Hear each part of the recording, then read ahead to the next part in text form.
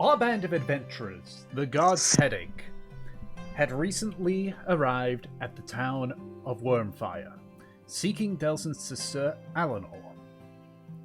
After a brief rest in Wormfire, they headed westward up the mountain pass to the original place of Wormfire.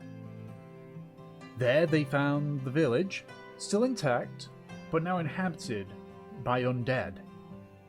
Through a bit of stealth and some interrogation, you had found out that the town was now run by a Lord Renwick, and another individual known as the Doctor, whom turned out to be a mind flayer of some sort.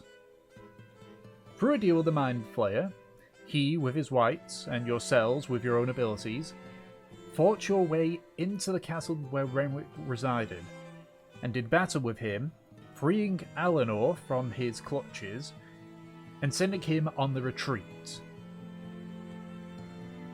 After another rest in Wormfire, you debated on your options on what to do with Eleanor, now seemingly this pseudo-undead.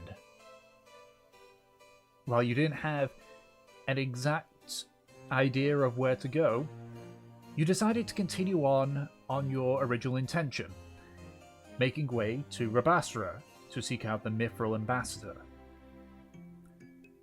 So, you had brought Eleanor aboard Nori's Ark and had made your way towards the city of Rabastre. And that is where we left off. So, God's Headache, you are currently travelling along the carapace. Is there anything that you wish to do in the interim before we start rolling to see what happens during the day?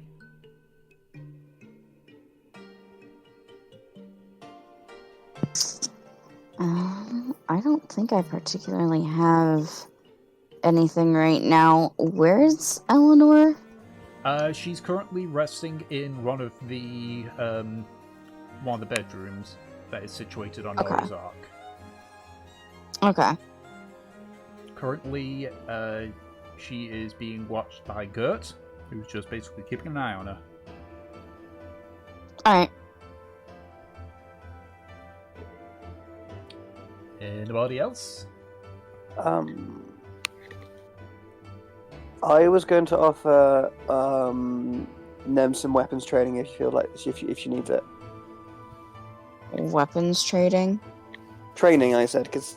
Training. Yeah, didn't you say that like your hand was still a bit dodgy? Yeah. Alright, we'll go ahead and do that then. Okay. So, if that's the case, for the day's travel, so it will take... Just remind myself. It'll take roughly a week for you to get to Rabastre, barring anything that slows you down. So, for the first day, I need someone to roll a d12. Can I do it? Sure. Yeah.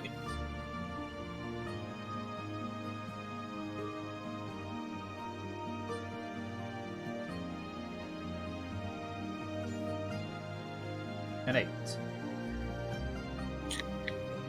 The weather, thankfully, even though it's only a few miles south, it's still a lot tamer than it is up north. You are delayed a little bit by some heavy cloud cover, but it doesn't cause too much of a delay overall. At most, you'll probably arrive maybe a few hours later than normal. Nothing else seems to happen during the remainder of that day, so need someone to roll for the next day. Hold on.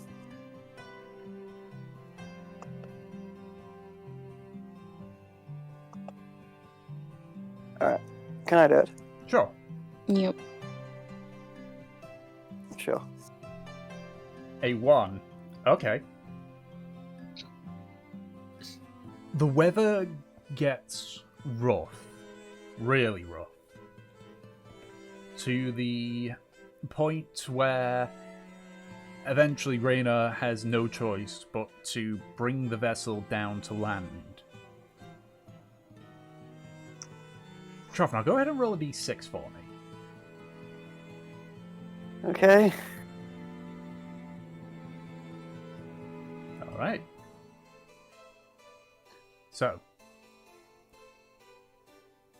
who would be on lookout for this, just to check? I would probably be on the upper deck. Make a perception check.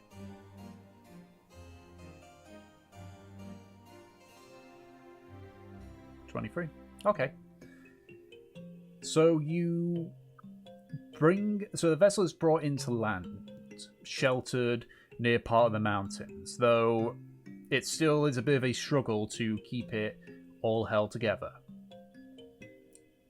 Delson, as the vessel is properly anchored, you notice just a distance away in the trees what looks to be like a large mass of snow, almost the size of the smaller trees themselves. Can I point this out to everyone? Sure. Guys, we got something near the trees. I'm not quite sure what it is. We should keep our eye on it. I mean, it just looks like a big snowdrift. It doesn't look that scary.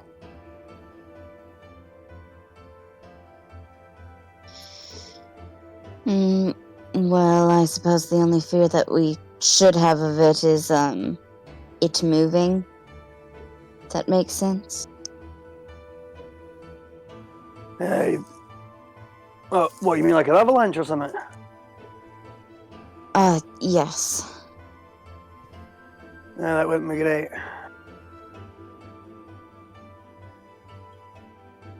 No, it wouldn't.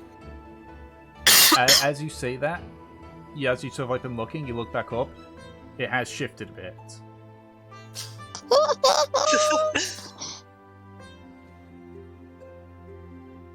Okay. You see it's moved several feet to what would be your left, and appears to be a bit smaller now.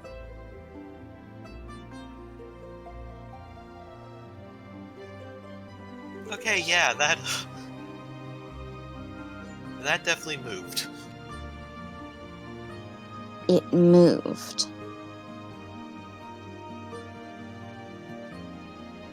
Wait, moved or like a little bit of it fell away? Because those are two different things.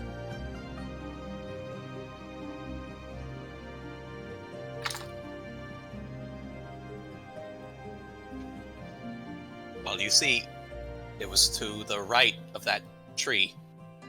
Now it's just a little bit more to the left.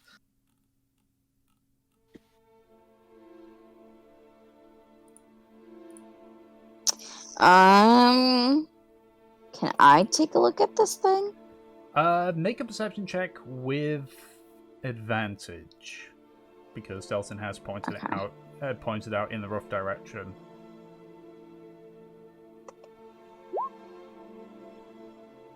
$17. You notice this as well.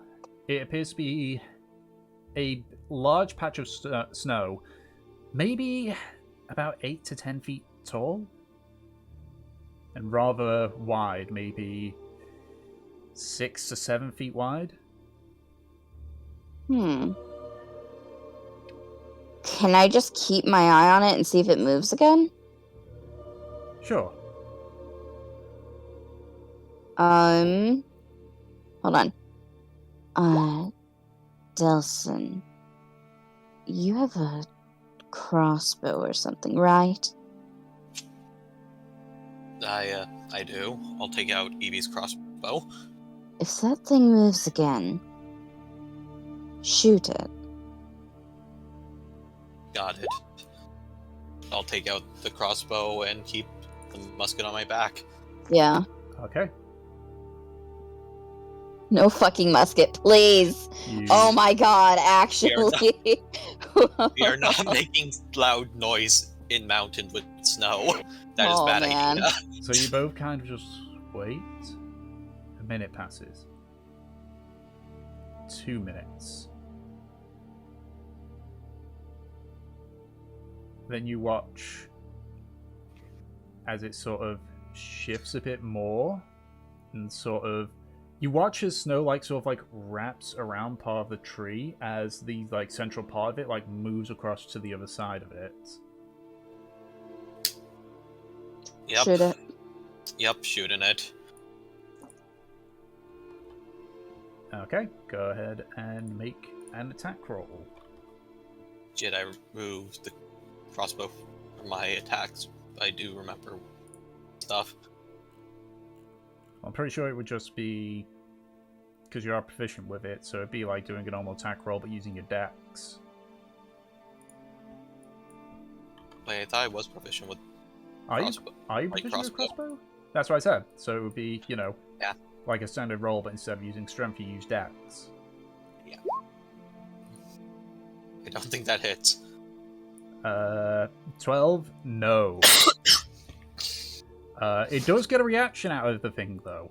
As it sort of as it fires, it embeds itself in the tree near to where whatever it is was sort of wrapping around it. And you sort of see it back away. It brings itself up to maybe about 12 feet tall before you hear it start to basically... You see it sort of turn and begin running. You just hear... At us or away? Away from you. Whew, okay.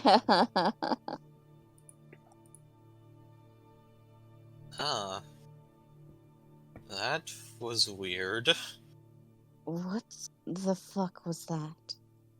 I have no idea. Well,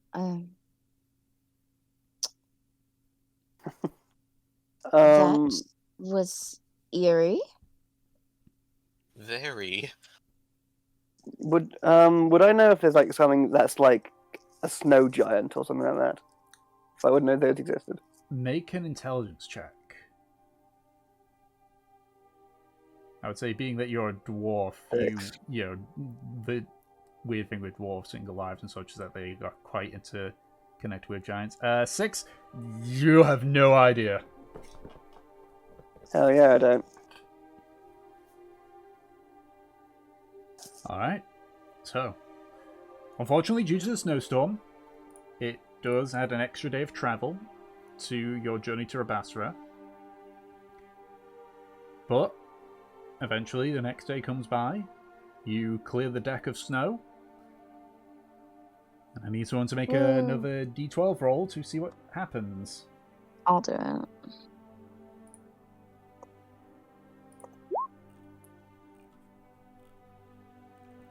A 3. Okay. So, over the course of the day, you are all buffered by severe wind shear. Whoa. You all take 3 points of cold damage.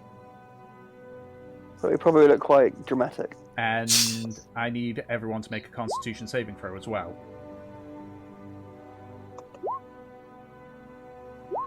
Man, Troth. Trostnar Hell has yeah. a frosty beard. Okay. Everyone outside of Nemesis and Trofnar also gain a point of exhaustion from the wind shear. I am just nothing but fat and hair. As the sheer strength of the wind just saps your energy. Oh god. Oh, poor Grey. Yeah, I'm going back down. I'm just going back down to chill with my You sister. poor little twink. Aw. Okay. I need someone to roll another d12. Make Grey do it this time. Okay, Gratian, d12. Royals, mate. Oh, there you go. Alright. Yay. Eventually, the wind shear calms, and you are greeted with clear skies as you continue on for the remainder of the day unabated. That was day 2 of what is now 8, due to the storm previously. Oh no, 3 of 8 even. I need someone to make another d12 for day 4. 2,100. There we go. 4. Yep. The wind shear comes back with a vengeance the next day. You all take 7 points of cold damage. Obviously, now you've, had your long rest over the course of the day. Seven. Yep. And everyone needs to make another Constitution saving throw.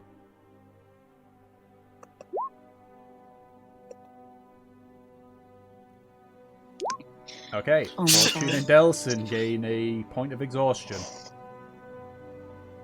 So you're still at 1 point of exhaustion still.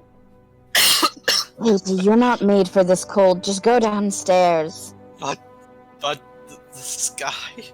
The thing is with the wind shear is that it is brutally, because of the altitude that you're at, it's to the point where it's coming through the various windows of the vessel. Mm-hmm. It's kind of like being in a high up area with a tent door open. Yeah. Okay, so I need someone to make another d12 to see if anything else happens during that day. I guess it's my turn. Again?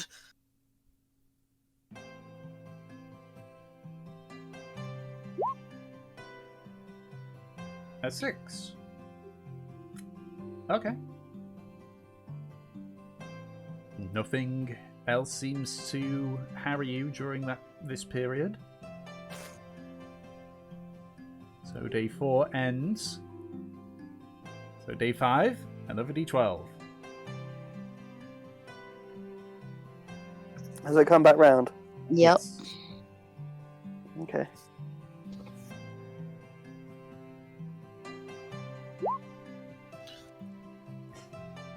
Roll a d6 Alright. for me, Trafnar. Oh my gosh, stop. Okay. At this point, you know that you are... I'm just quickly remap this. Okay, yeah. If you had to hazard a guess, you're roughly near about where Skulk is, though you're much further north. Okay. But you're brought down once again by heavy snowstorms. You are able to land at a small clearing around a forest. The only thing that you really see is what looks to be another hunting lodge. Heavily snowed in. Please let us into the hunting lodge. Yeah. Is it nearby? Yeah, it's nearby. It's just at the edge of this clearing. Okay, I want to go to the hunting lodge, guys. Yeah. I'll jump off. I'll start heading, climbing down the side of the ship with flaming hammer for a bit of warmth and to melt some of the snow. Yeah. I'll start heading over with the bayonet on the musket. Okay.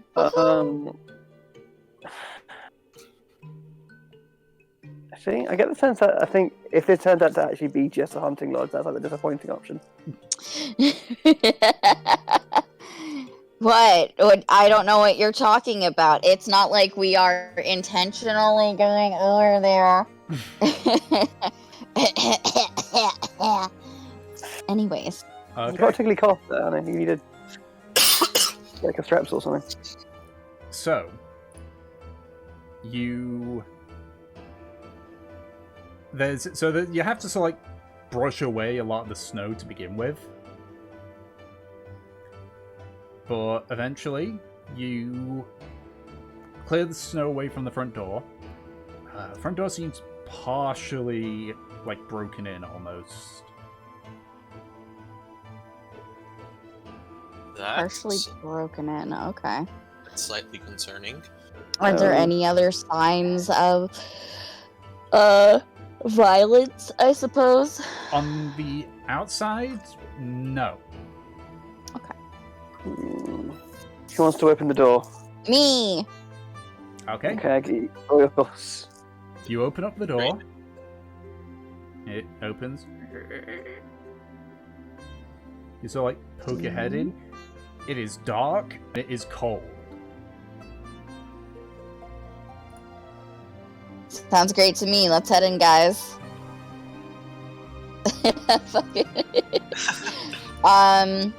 Is there anyone here from what I can see? Have, I don't know, chairs been knocked over or something?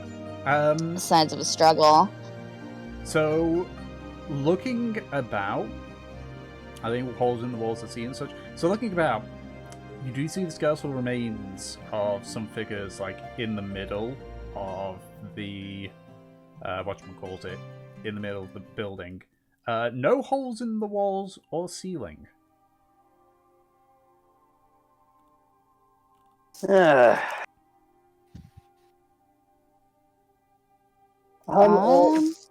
we tell how long these bodies have been there? Yeah. You'd have to you have to inspect the bodies to do that, for sure. Yeah. Can I inspect the bodies? Okay.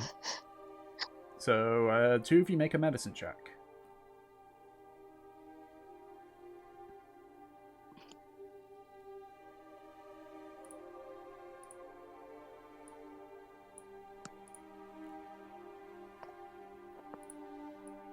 You making a medicine check as well, Peach, or?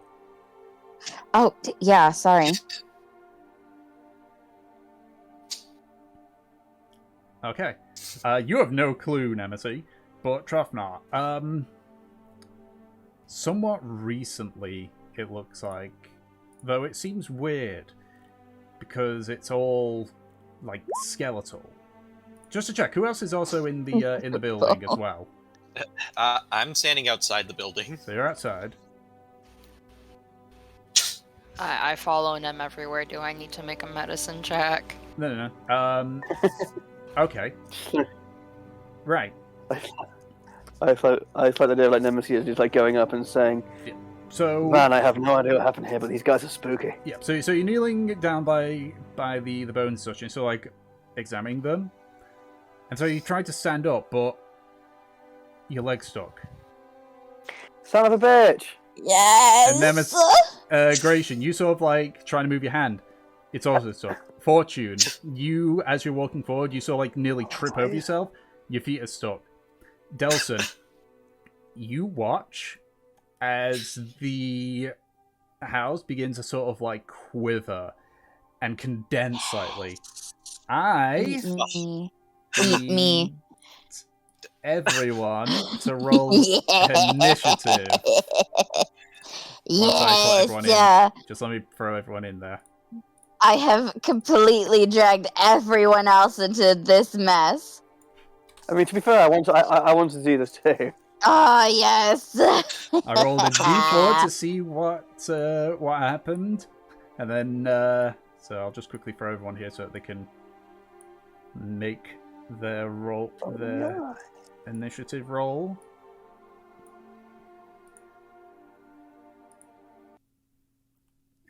Technically, there's no hiding what it is. The Mimic does get us a black prize round here. Which, Pretty cool that we're in just like a stomach, basically. yeah. Oh, Nem. Which is why it's actually going to use its engulf ability right off the bat. But Tom, Yes? alert feet. Okay. So go ahead and roll initiative, and we'll see if its engulf goes before you. Which, considering the thing's got a -1 to its dex, unless it rolls a natural 20, it's doubtful. It's a fucking house. It's not that dexterous. Oh, okay. It rolled high, but unfortunately a -1 fucked it. It rolled an 18, but -1, that's a 17. And if it were to go against Fortune in a dex off, it would lose because it's only got a dex score of 8. Okay, so 1, 2, 3, 4. Who hasn't rolled in it? Oh, Gratian, you didn't select your token. That's fine. See, it's useful to take the alert feat. There we go. Yeah. Right, so, technically... So, yeah, you get to go first. You are grappled still, Fortune.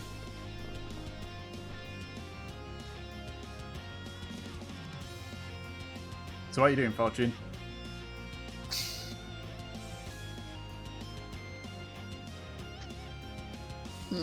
Anna, what you gonna do? Fortuna. Like the move. I'm gonna shift these guys. So we know that. I think she's just gonna disengage and we never see her again. Well, she's grappled. I'm sorry, give me 1 second. I have someone bothering me at my door. Yeah. Okay.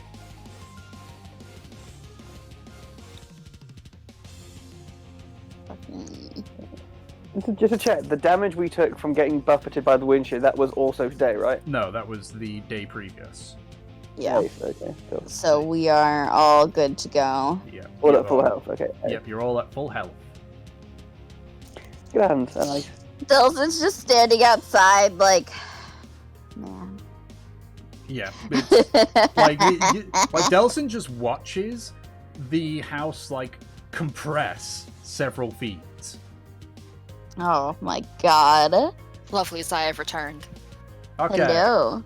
So yeah, Hi. so technically, even though the Doom Mimic gets a surprise round because you've got alert, you're on the same turn as him. It, her, yeah, we don't know what prefix the Doom Mimic prefers, but you're grappled currently. Alright. I would like to try and escape the grapple. Okay, make a strength check. Ooh. No. Oh my god. That was your action. Oh, bless. Hmm. Do you pull a muscle or something? I'm just gonna end my turn there. Okay, Yeah. so as mentioned, it does this engulf ability, which means that Nemesis, Fortune, Gratian, and Trofnar, you are all restrained. Oh no. You're restrained, has total cover, but you also have total cover against all attacks and other effects outside the Doom Mimic. How nice. Woo! Wait, rewind. This is called the Doom Mimic. Dune. D-U-N-E.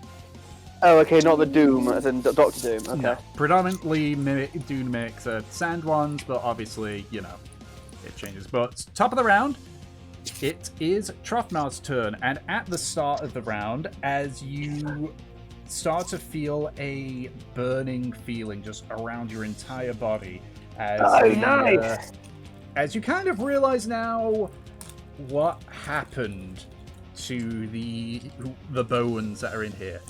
You take 16 points of acid damage.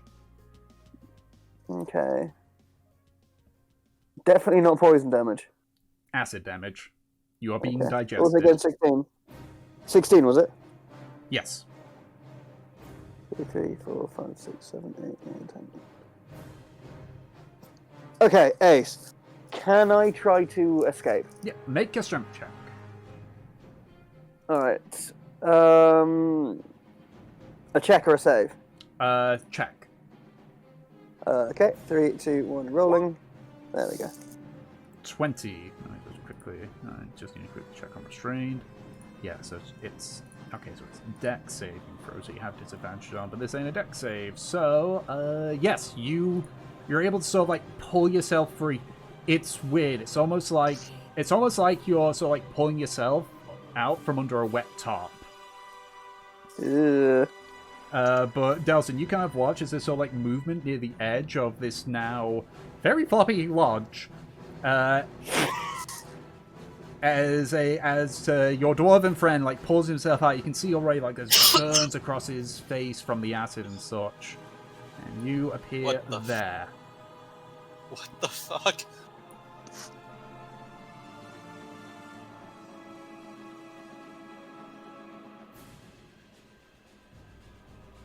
Can I just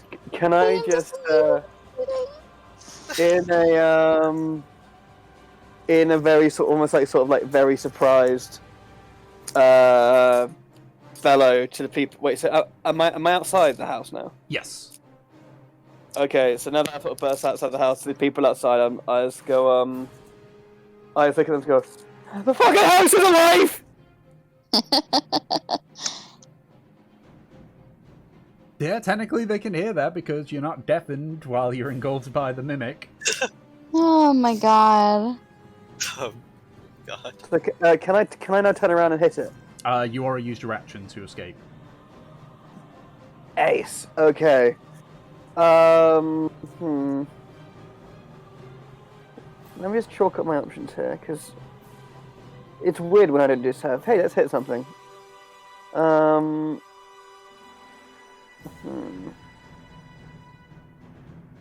Yeah, okay, that can be getting ready to twat this house 3 days from Sunday will be my bonus action. Okay. So, Fortune, you, because you're also engulfed, take 10 points of acid Hey, I have damage. a question. Yes. Does this count as an attack? What does? The acid right now, the No, engulf. because it says an engulfed creature can't breathe. Oh, you actually can't breathe as well. You can't breathe. You're restrained. Has total cover against attacks and takes 4d8 acid damage at the start of each. Oh wait, actually, yeah, no, you're right. It's at the start of the Doom Mimic's turn, not the player's turn. Okay. So undo the acid damage that I said for both of you. I read that part wrong. It's alright. It's just normally when something's swallowed, it's the start of the player's turn, not the creature's turn. Okay. So, that still doesn't answer my question. Is that an attack? No. Okay. The acid damage is not part of an attack. Got it. Alright. Because it only affects those that have been engulfed by the mimic. Continue. Okay. Go ahead, Fortune. I'm guessing you're saying if you've activated some sort of paladin-y nonsense. Sentinel. Oh, Sentinel, yeah. I know exactly what she was asking about with that. I have been given surprise Wendy's, and can I still attack this thing with the spell if I am? Yes, but you have disadvantage because you are restrained.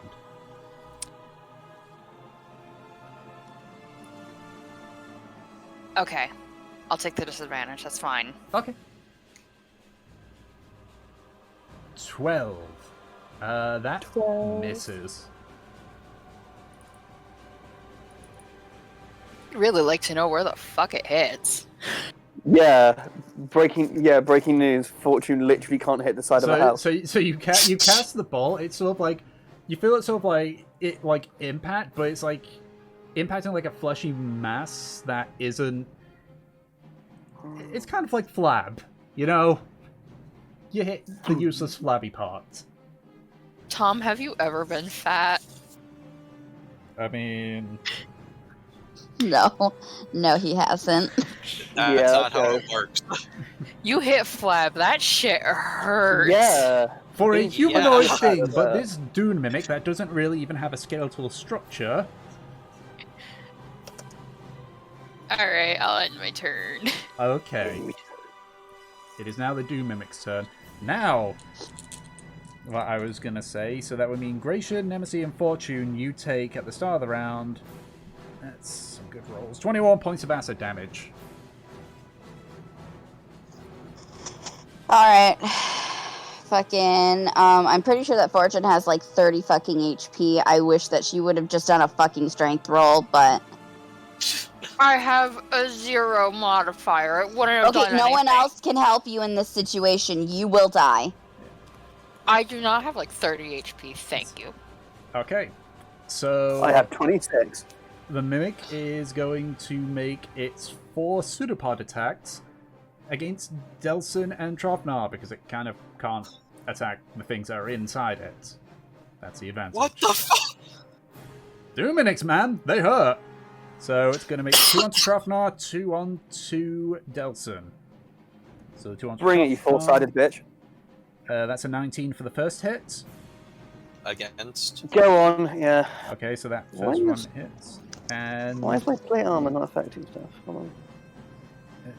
and that's the second one definitely hits, because that's a 23 total. So for the first hit, Trovnar, you take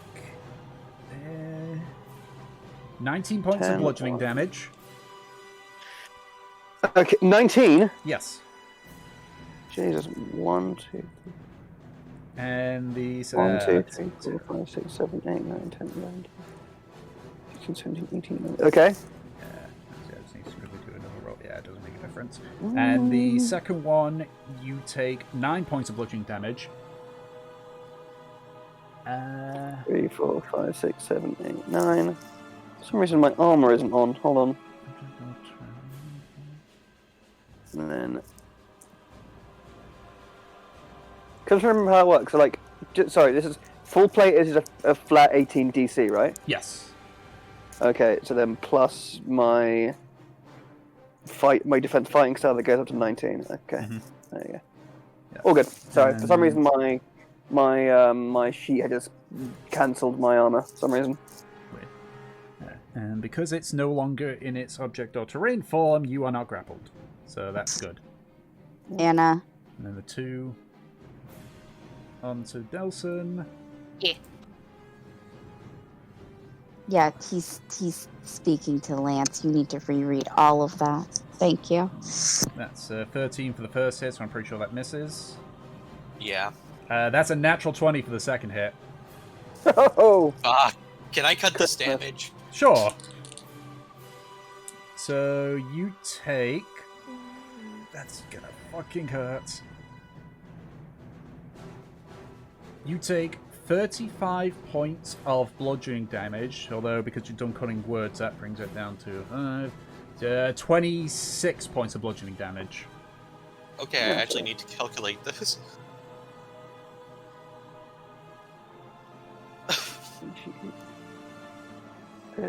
Yeah, this is actually pretty hurtful. Are you downed? No. I ain't gonna knock him down in one hit.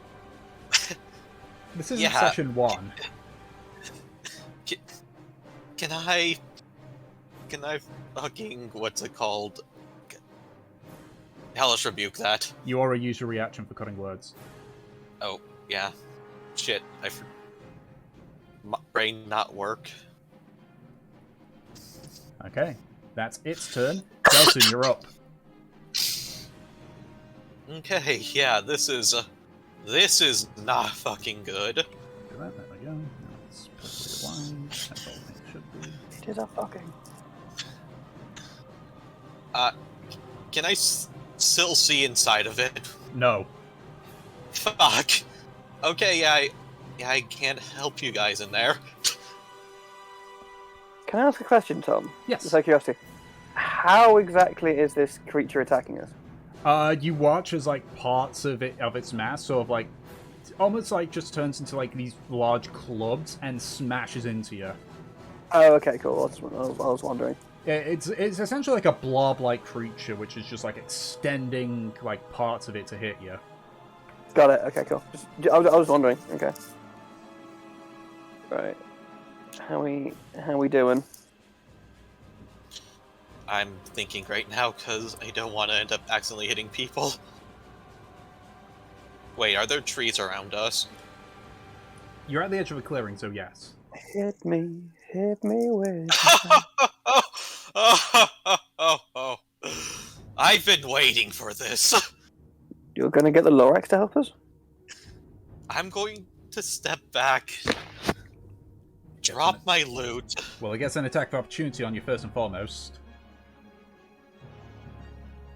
That's another natural 20. God fucking damn it! I'm not even kidding here. What the That's unfortunate. So you take 21 points of bludgeoning damage from the hits. Ow! God. Okay, continue. Shit. I feel like the house heard you go, guys, I have an idea, and it's immediately went, nope. Oh. That is quite funny. You know what? I'm stepping back a bit further. Alright. You know what? Fuck you. Fuck this thing. Fuck everything that stands for. I'm This pulling is out. where Delson just abandons the party. I'm pulling out the fucking Wrath of Nature. Yeah, part of me kind of thought he was going to go like, are there trees around here? Okay, he goes, you know what, being a lumberjack sounds cool, and fucks off. Nope. Wrath of Nature this. Bloody hell. I'm also going to call it Drothnar. Lure it over here. And I'll just shout about, fucking hell, it's a host! It can still probably move! Trust me! At this point, it's looking very much less like a house. It's house colored, but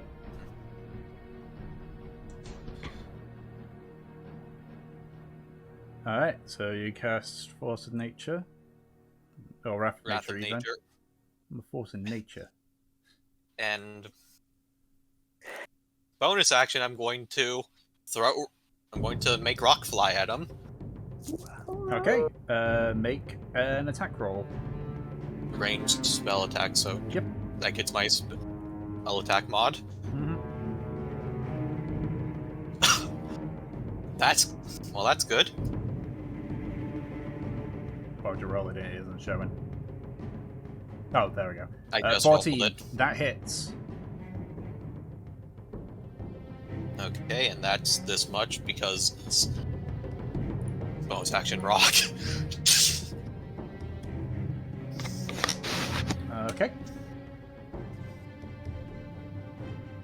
Okay. Must succeed on a strength save or fall prone. It failed, but it doesn't matter because it's immune to prone. Yeah. Because it's a blob. Okay. Alright, and is that your turn, Delson? Wait, what? Is that your turn then? Yeah, because I was bonus action. Alright. Gratian, you're stuck inside this thing.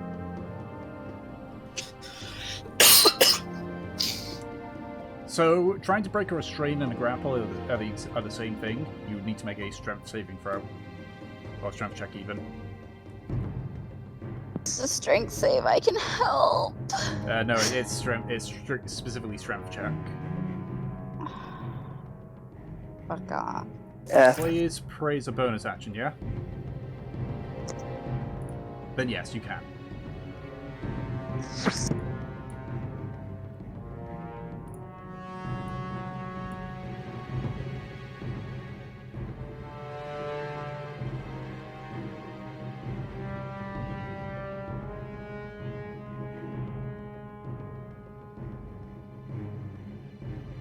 Okay.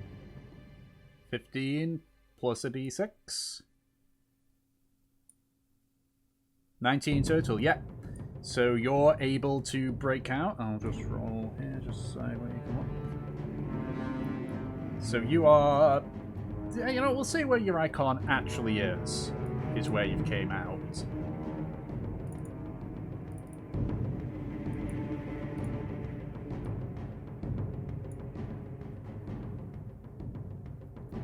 Okay.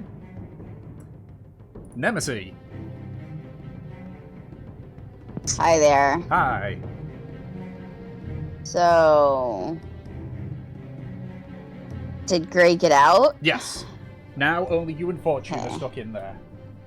Fantastic. I think that I can escape pretty easily, but I have this bitch, and I'm not leaving her behind. That's the thing. So I am going to go ahead and cast... Actually...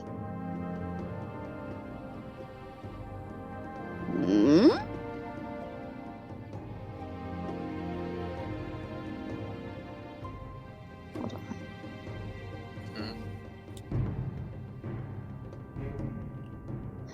I wonder if I could actually do that.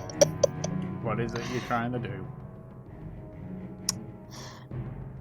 Could I try to cast command on the mimic? Okay. Oh my god! I don't know if it'll actually work. I do. What I mean, are they you are trying sensing- to tell it to do? You have to say it in one word, remember? Spit. You should have done release. I was gonna say vomit. Ew, no. Actually, yeah, vomit. Okay. What saving throw is command? Wisdom. Alright. That means it's a That is a natural 19. Oh my god. No. It Why didn't is work. Why is it And, rolling so good? and just to check as well, how long can Nemesis hold her breath? That's by con, right? That's like 1 plus your con Yeah. mod. 5 minutes. So I'll say because you had to actually speak out to do it, and because you technically can't breathe when you're engulfed, Yeah. that Yeah. is now, you have lost, we'll say you've lost 1 minute from that. So you've got you can hold your breath for 4 more minutes. Okay, I can live with that. And then I will go ahead and cast fucking branding smite Is that on verbal? my hammer. Is that a verbal? Oh fuck, you're right, it is a verbal. You know what? I don't care. Okay. Reduce down I'll to 3 lose minutes of another that. minute. Yep, I've got 3 minutes. I don't know. ASMR had gills. And that will end my turn for the time being because I'm not leaving without fortune. Okay. Trofnar, you're up. Hello. Right. Where is Delson in relation to me? I'm literally behind you. You can see it on the map.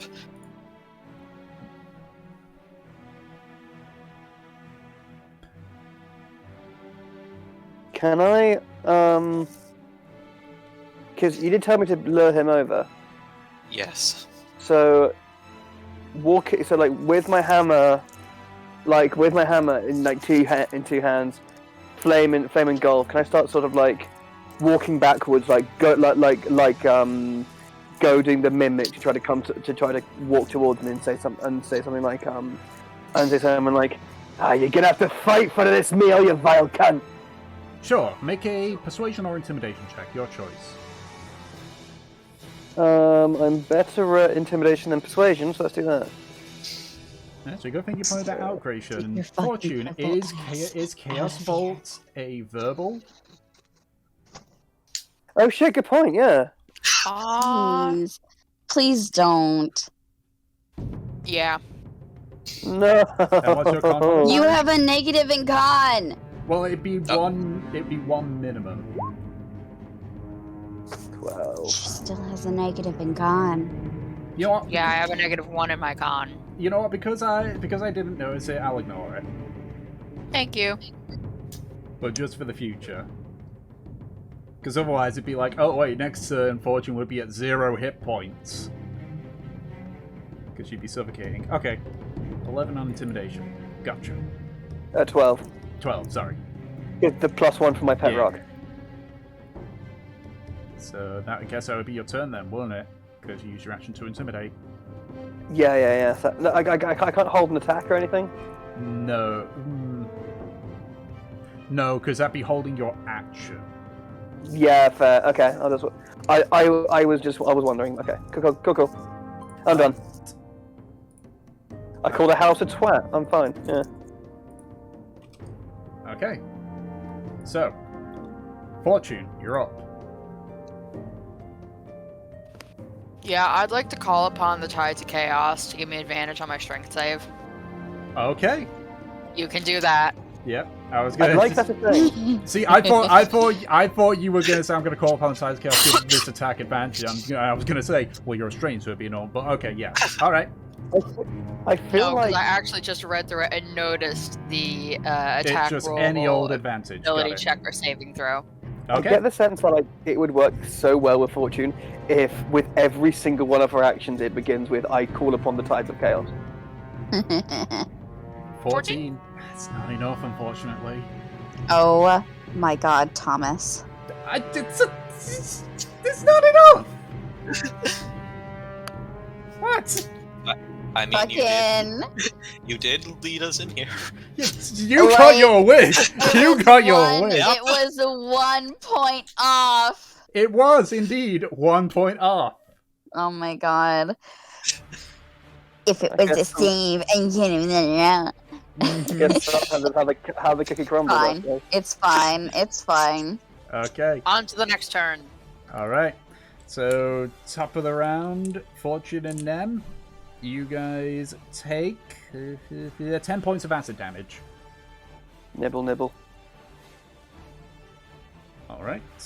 And it's going to... Yeah, no, it fell for it, so you taunted it into attacking you. The pseudopod, the pseudopod attack is a 10-foot range. Back, yeah, coming like no, but like oh shit, I may have not moved backwards. Yeah, but like moving back.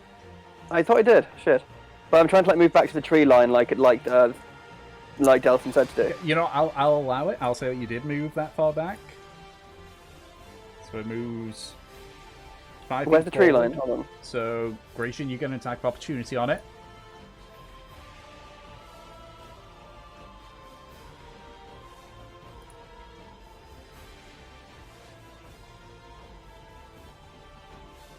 Yeah, that hits.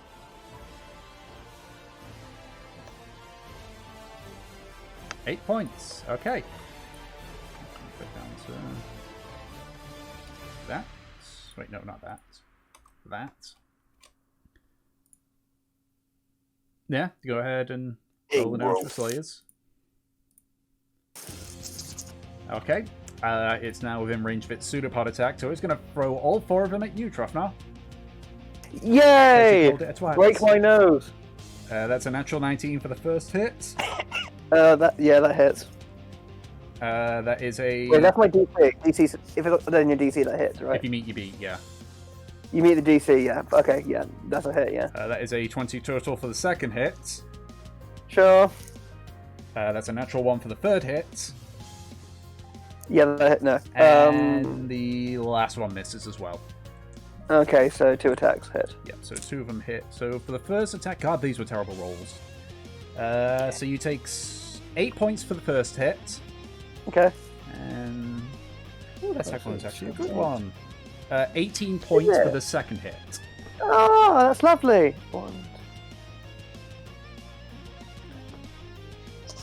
Gratian. Oh, you shouldn't have some. Thank you. Okay. Delson, you're up.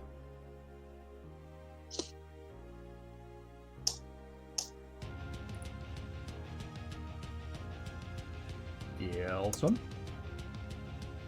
Oi, Lorax. Shit, I was muted, sorry, but I was rereading it, and apparently this is not an action to use. It just happens at the start of each of my turns. Okay. That's right. I need the Mimic to make a dex save. Oh, it is so great with that. With its -1, it's a natural 19. Oh my So that brings it god. down to an 18. You were serious. You were sarcastic, but now you're serious. It still barely passes. Yeah, no, it's dealing with any negative modifiers is just terrible. Even a -1. Yep. Okay, yeah, shit. Also, I was re-looking this, and I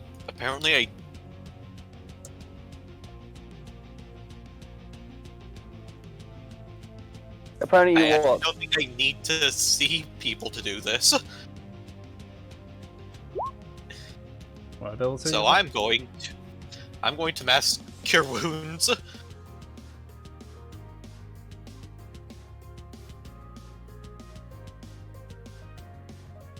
Look at the description. Does it say that you can do that without seeing them? Yeah. Just double check. Let's have a look. Mass cure wound. Just says creature of your Choose choice up to 6 within range. creatures. Yep.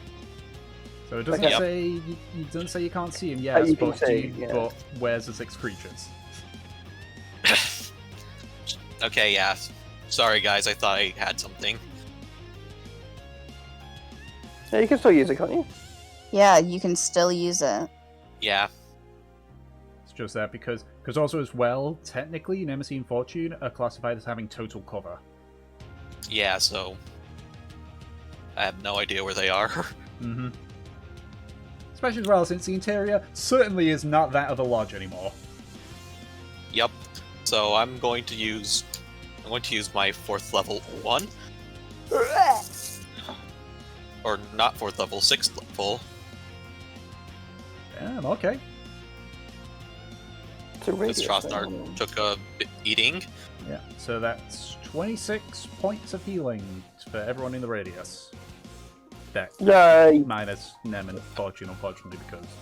Yeah, so where are they? Yeah, I can't. There's Lesbo. There it is! What was the right? What was the amount again? Sorry. 26. 26.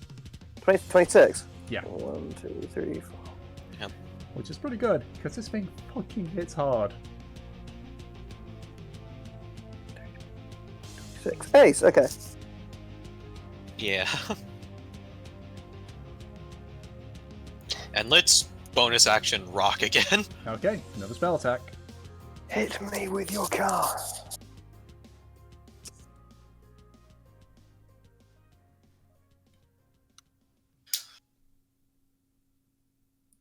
Let's see what we get. 12.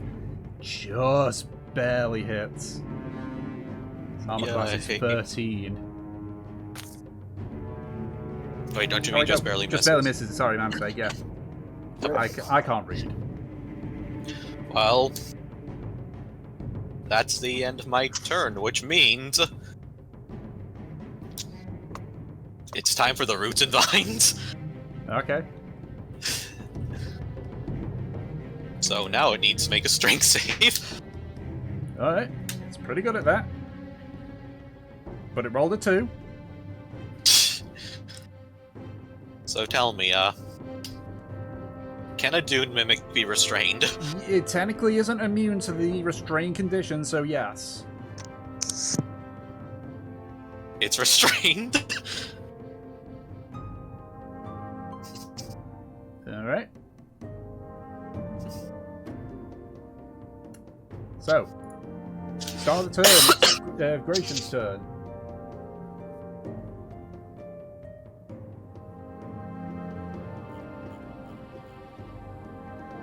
Move away from the mimic, okay.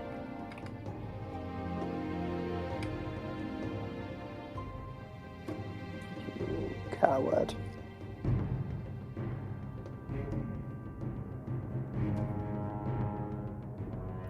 Alright. With sharpshooters, that's C -5 for a +10, ain't it? Okay, you get an advantage on the shot, so go ahead. This is gonna stink. Yeah. Like, this thing doesn't have a super high AC, so... Yeah, that's what I'm excited about. Okay, natural 20 on the very first hit. So... Fucking Christ. And then the second... Yeah, both of them hit, so go ahead and roll the damage, and then I guess add 10. To both.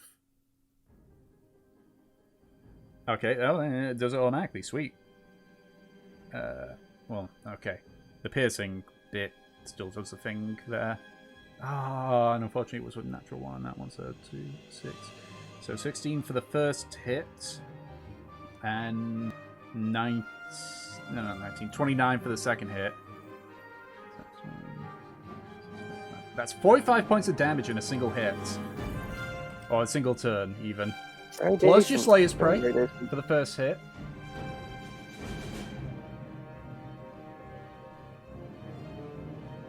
Which, because it was for your first hit, is I was going to say it's also doubled.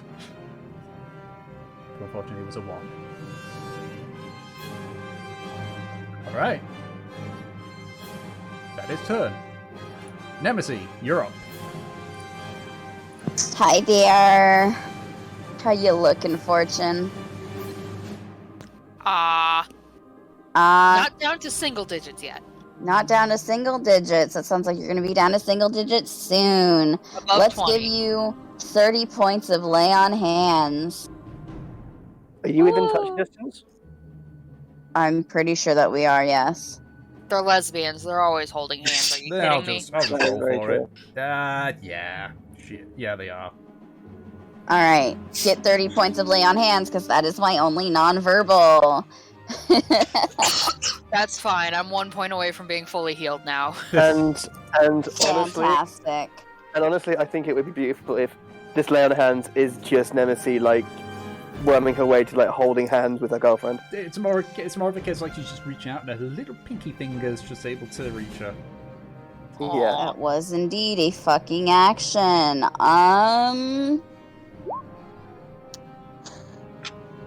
You saying you wasted an action to try to keep your girlfriend alive? Yeah, I it's a fucking good did. thing You got to a do. fucking problem with that? No. She is the only thing that is keeping me going. What do you want from me, huh? Exactly. Wait a minute, yeah.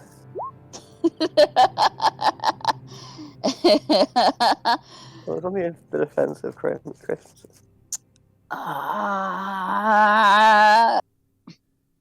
You can't want to, I 'cause you've cannot got do your- anything yet. Yeah. I refuse to do anything until Fortune gets out. Afraid? Okay. Don't you have your fear aura? Fear is is an action. Damn.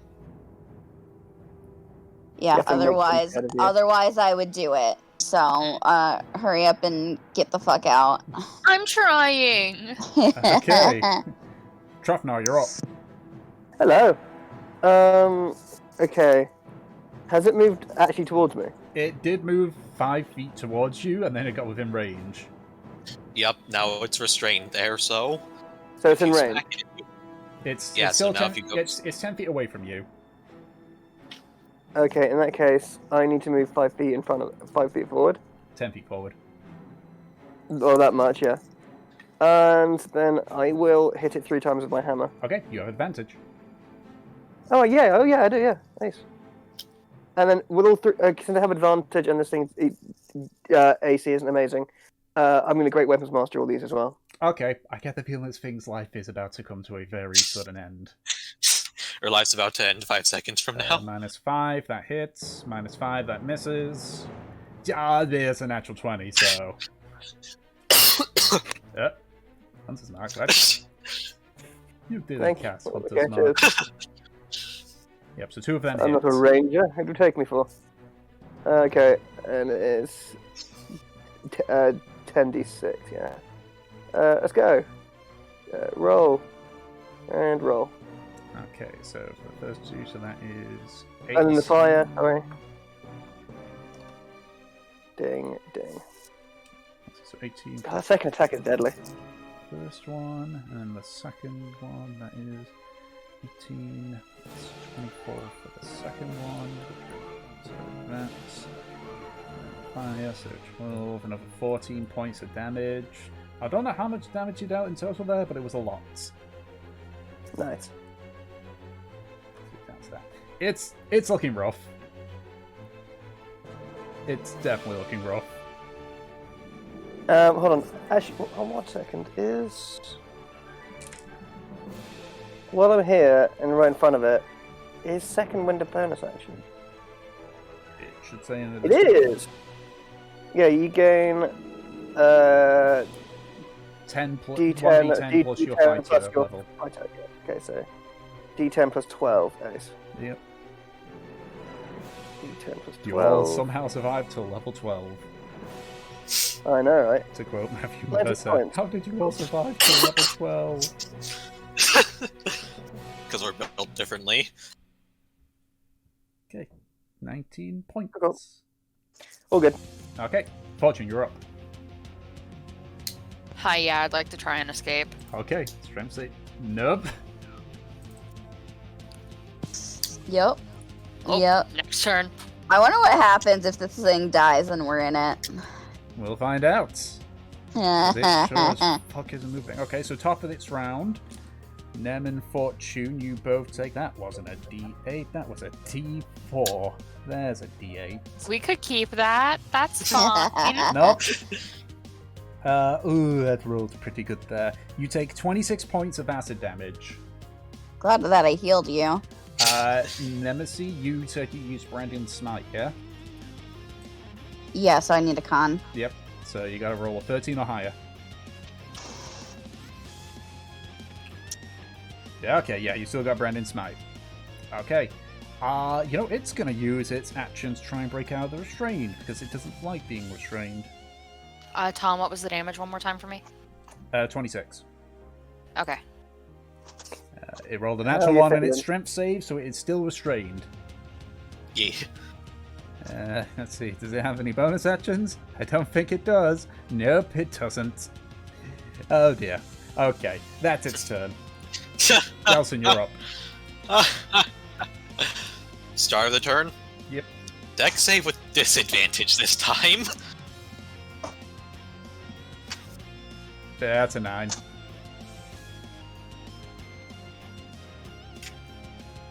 Yay! More damage. Which is 4d6 flashing from the trees, basically going. Trees are bonking. Okay.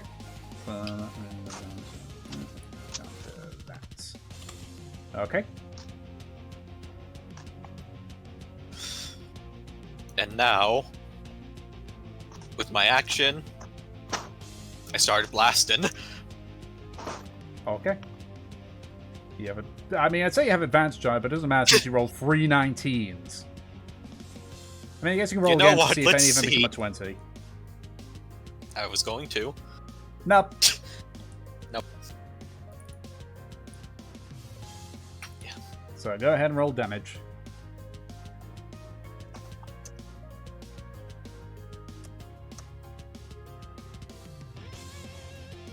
$21. Ugh. It's still standing. Just. Bonus action rock! Isn't it a bonus action to use the trees? No, that's at the start of the turn. Oh, okay. Yeah, Wrath of Nature does a lot. Okay.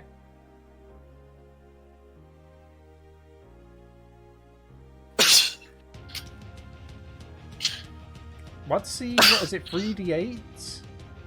Yes. How do you want to do this? Even if you rolled ones, you'd kill it. Can I try and make the biggest rock here? The absolute most massive boulder-sized rock within the range. Just sort of fly through it and make a hole right through this thing? Okay. Alright.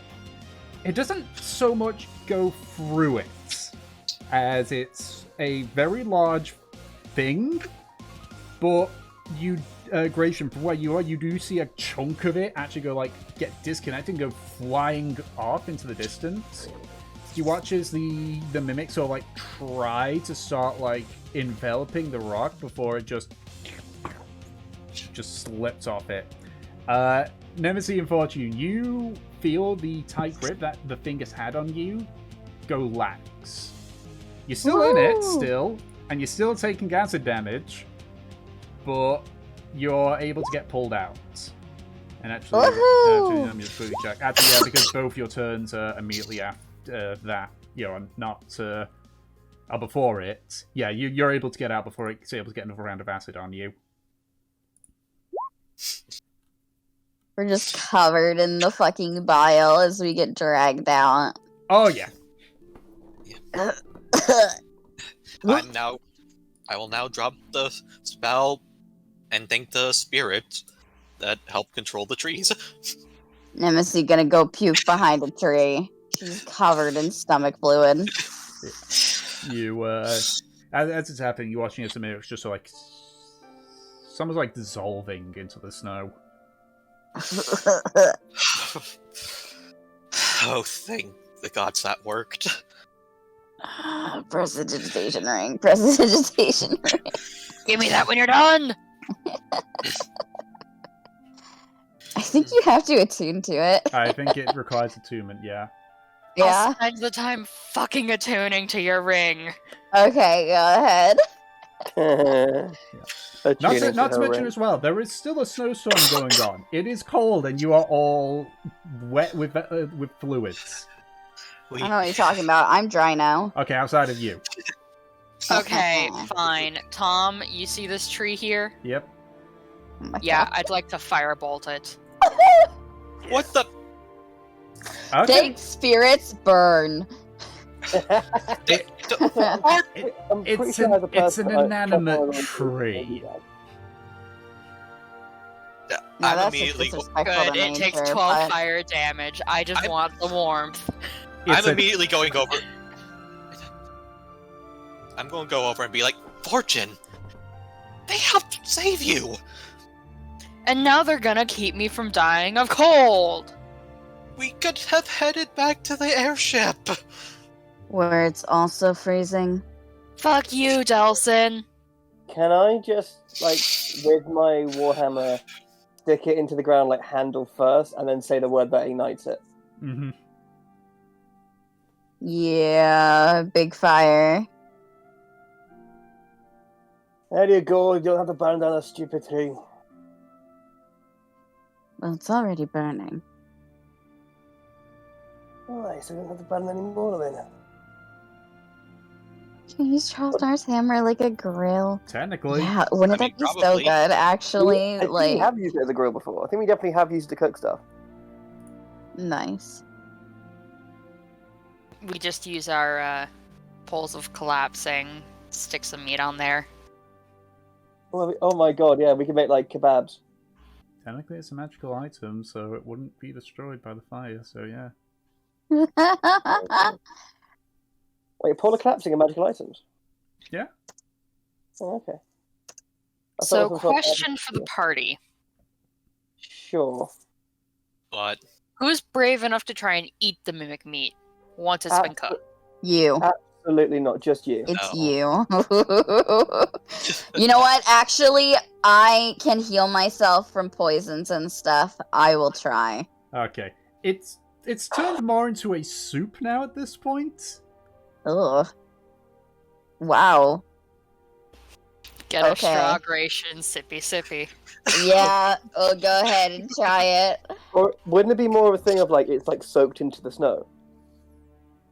I mean, it's got such a large mass that not all of it has soaked fully into the snow. Oh my Okay. god, we can make the weirdest snow cones.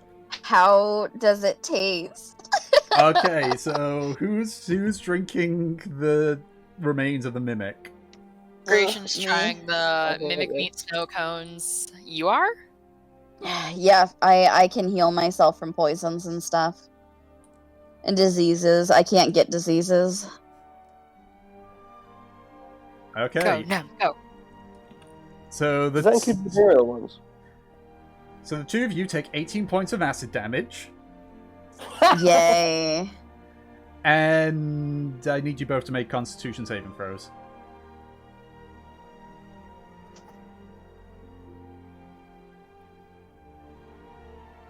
Gratian froze up almost immediately. Nemesis, you only just prevent yourself from throwing up. Oh, no. This tastes awful. Delson, do you have any vials? It's a vile, godless fiend, of course it tastes like shite. What do you expect? It's worth experimenting, I suppose. I do have an empty vial. Can I take some of this scoop? Sure, you have a vial of mimic remains. Let me tell you, though, 6 months ago, I would have never put that in my mouth. There's a lot of things you wouldn't have put in your mouth 6 months ago. But listen, if there's someone we Nice. don't like, we'll just put this in their food. Give it to them in a soup. Get more of those. Get more of those, actually. Everybody, whatever vials you have, fucking dump them. Let's get it. Gratian thumbs up while puking. Are we gonna kill Natalia using liquefied I was mimic? actually thinking that might come in handy for her.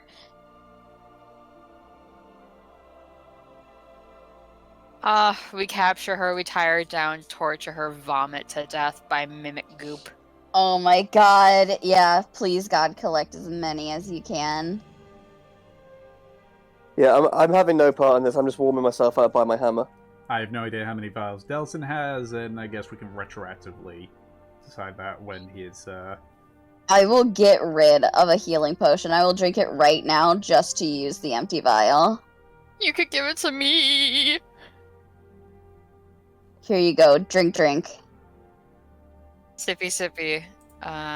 It's just a normal healing potion, so I'm pretty sure that's like 2d4. is it a lesser, or... It's just normal. Normal, so it's not going to be... So it's a regular healing potion. Let me just... Yeah. God, I wish this stuff would say, like, oh, a Do regular all the healing bottles potion and is stuff this that much. Fortune have, they all have like Normal sippy healing cup lids. potion... 2d4 plus 2, yeah. Yeah, 2d4 plus 2. Go ahead and drink that. I'm gonna drink one, and then we can get 2 more vials. Mm-hmm. Glug glug, bitches.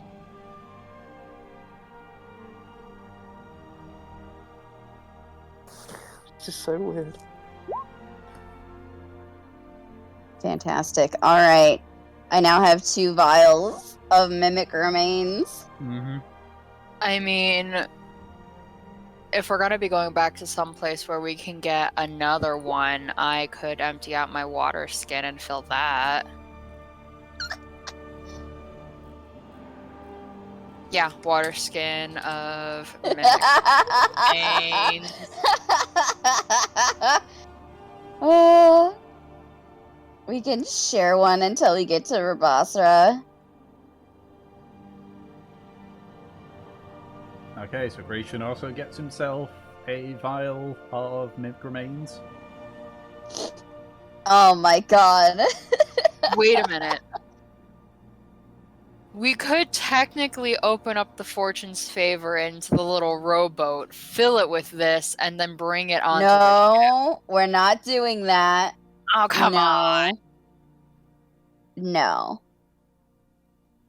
You're also not too sure how it would react when you put it into its small box form. Yeah, let's not do that. Oh no, I meant we just all fucking team lift this and carry the boat. Have you ever carried giant, like, buckets of liquid? Yes. Just straight liquid. Yeah, it's awful. It's heavy. Like, no. I don't even think that we could do that. I hurt my chest having to do that at work because none of the boys wanted to actually do shit for once. Yeah, we're not doing that. Okay. We have our water skin in our vial. Hello? It is Dom again. He is back. Okay. What just happened? Hello, we don't need water to survive. What we do need is fucking... We're collecting the mimic remains in, like, bottles. And a water skin. To poison people. I see. I love how we've just slowly turned Nemesis into a more neutral character.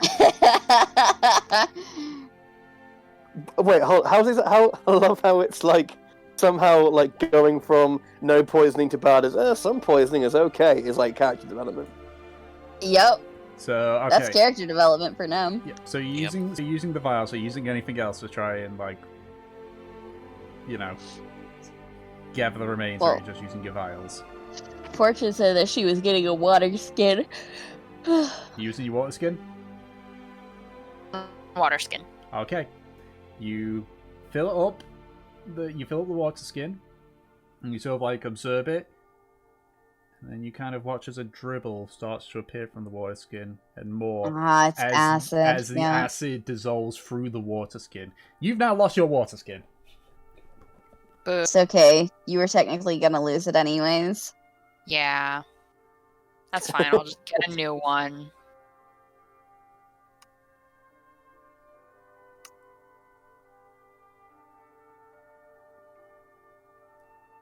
Alright. Should we see what happens when we boil it? Yeah! Anyone got a bowl? Oh my god. I mean, you can just like hold it above my hammer. I have okay, alchemy. You can do that. I was saying I have alchemy supplies. Oh, good. So you're gonna collect goop with us too? Fuck it, yeah. Goop time, goop time, goop time. Goop time. Okay.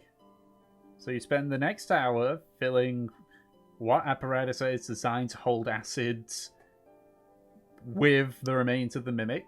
Anything that you use that is not designed to hold acid is destroyed. Mm. So any regular bowls and such, for example, are not going to work. Would a glass beaker work? Yep. Yep, guess I'm boiling it. Okay. So you boil the remains. The only thing that it seems to do is it just makes it bubble. I'd breathe it in, see what that does. This is where we get high off of this. Do you actually breathe it in, Trofnar? No. Do it, you fucking coward. I'm on 63 fucking HP from drinking that shit.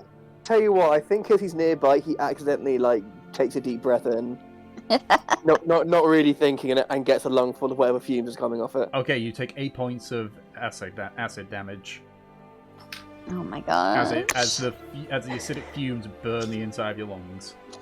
Yeah, We said Yeah, plot. yeah, so I just do a...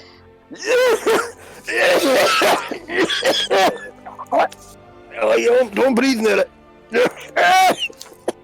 Are you going to die? How many points was it again? 8. Thank you. 1, 2, 3, 4, 5, 6, 7, 8. That coughing made me lightheaded. Ow. Why did you... I need a drink. I didn't fucking mean... I didn't mean to. I just go away and just to get some deep breaths of fresh air. So, who has alcohol? Oddly, not me. We have lots on the ship. Yeah, I'm gonna head back to the ship. I Drink. think only Fortune and I only have the little pods. Actually, we could probably boil some snow.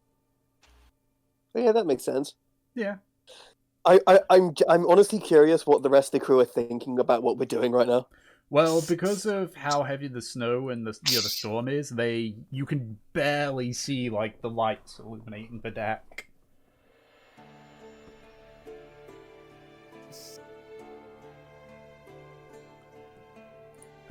All right. So, after that eventful day,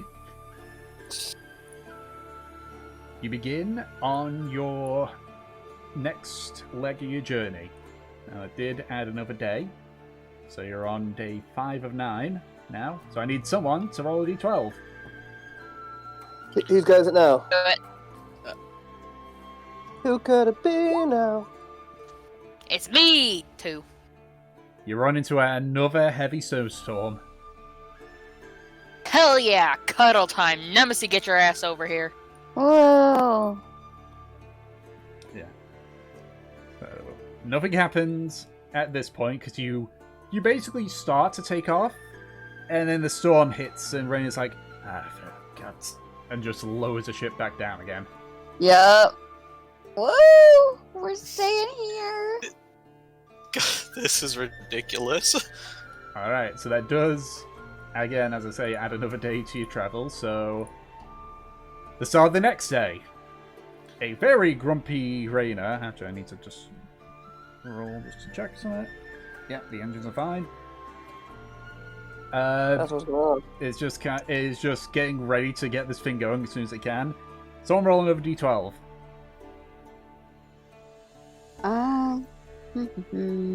Me? Yep, there we go. No? Gracious. Gratian? What's Okay. this? So, as I said, a very annoyed Rainer, brings the ship up and starts, flying it. At this point, Rainer is, grumbling under his breath. You can hear the occasional word, hate snow travel. I'm just trying to get Yeah? profit. He doesn't know that you guys can hear him. He's more focused on just trying to make some progress. Which you do. After 2 days of essentially being snowed in, you are greeted by a tailwind, which massively speeds you up and shaves a day off your travel. Admittedly, you are still about 2 days late, but... Every day that we get snowed in, I would like to put, like, a platinum on Reina's pillow when he's not looking. Oh my god. Okay, so that is three platinum you have given to Reina. Yeah. That is some rich people bullshit. I love it. Okay, who's rolling for the next day? Me. Okay. Yeah, it's Nem's turn. A 4. Okay. Your travel is a little bit delayed by a headwind, but it only cuts a few hours into your expected travel. So you don't run into anything bad, thankfully. So it is now the roll of potentially the penultimate day. So who's doing the roll? Yep, that's my turn. All right.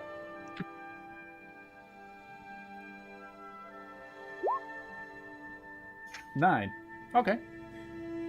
Clear skies greet you. And as you sort of like look at the terrain, even though you only were able to glance at it for like a day, it does look familiar. You realize now that you are probably a day's travel away from Rabastre, as you're roughly at the point where you originally had turned westward in order to get to... Is it westward? Yeah, it's westward. I always have to keep... Because me and my goddamn east and west... Yes, westward. Yeah. You're roughly at the point where you had to travel westward up the northern side of Dra. Alright, now who's rolling for potentially the final day? Who is it? Is it me? Yep. Calling it up. Oh! Well, How to end it? So, the extra hours that have been added on by the poor weather, disregarding the snowstorms, are basically all nullified as another tailwind spirits you towards the city of Rabastre, which begins to appear on the horizon. Just around midday, you now get closer to it. It's a rounded city nestled at the top of the mountains. From what you can see, while it is curved, while it is sort of like circular on your end, you can see from where you're at the far end, appears to be a flat platform with, you're not too sure, but it looks like siege weaponry stationed. They're not in use, but they are deployed and there. The other thing you notice is up above, roughly around the level you are all flying at, you see wyverns. Many, many, many wyverns. Whoever's looking out, make a perception check. Okay. 8. Okay. You can't get a good look at what they are. As you get closer... Those are some big birds. You get closer, and you watch as several of these wyverns sort of move away from the main group and begin to start flying towards you all, keeping a solid like V formation.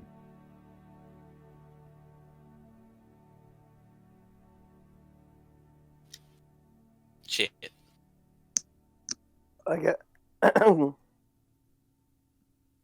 guess at this I was come outside to the main, outside to the whatever deck. Is it the poop deck? What do they call it? Just the upper deck. Just call it the upper deck. Yeah. To potentially have to be received by whoever it is. Yeah, Rain is just sort of watching. It's like, not gonna lie, I've never been here before, so not sure how to act here. Well, if they wanted us shot out of the sky, they would have done it by now. Yeah. I mean, I could try it and speak with whoever comes. Right, okay. keep going full speed then? Maybe we should slow down just a little bit. Right, I'm gonna bring it down to, like, quarter speed. So, like, you begin to slow right down. The Wyverns, as they approach, sort of, like, split apart and begin to slowly circle the vessel. At this point, you can see there are individuals that are riding these Wyverns. They're sort of, slowly circling. You hear the sound of something heavy landing near the back, and you can see just behind Raina, you can see a large Wyvern sort of, like, landed atop a raised part of the deck. And it's just sort of like, it hasn't, like, lunged at it, but he's, like, within a handful of feet from Raina, just staring at it as the, Sorry.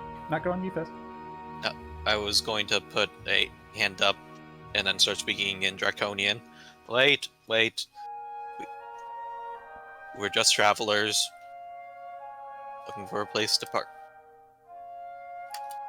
The rider that's on top of the Wyvern just sort of, like, looks up at you and just sort of, like, pulls himself off the Wyvern. The Wyvern's not moving, still just staring at Raina, who's, and it's just growling at him, whereas Raina's just sort of, like, almost frozen in fear at this. The rider, like, takes off his helmet and just, like, places it on a hook on the saddle. You can see that it's a bronze Dragonborn. Looks to be about in his 30s. And he brings himself to full attention and just looks at Raina. You hear him speak in common and say, "Lower your vessel to just above the treetops, please." Raina's just sort of, like, staring and sort of, like, looks to you all. Nim nods in agreement. Alright, go on. Right. So, like, reaches towards the altitude control before he says, "This is an older model. It's gonna lunge forward a bit when I do this, alright? I'm aware of your older airship models, but thank you for warning me anyway." So, like, slowly pulls on the leader. So, like, judders forward a bit before it slowly starts lowering. After about a minute or two, Raina just sort of, like, sets the altitude to neutral. Looking over, you can see he's still a little bit above the treetops, but make another perception check, Delson. Okay. 7. I Okay. see shit. You're not too sure why he told you to lower to the altitude. That's a lot of dragons. Yeah. And now, please cut off your engines.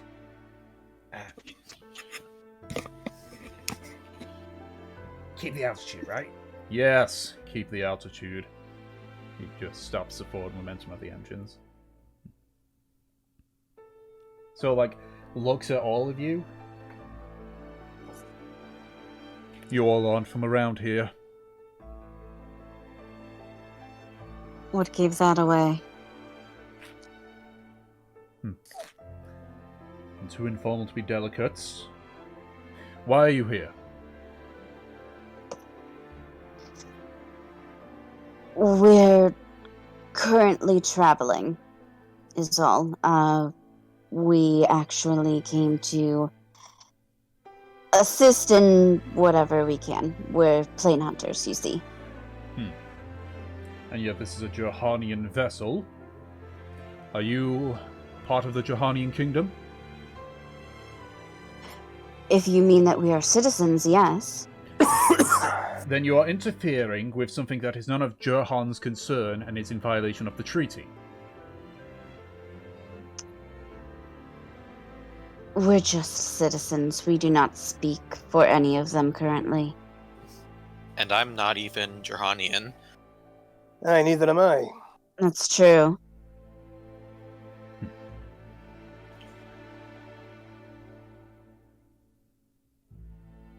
What efforts are you planning to give to help, then?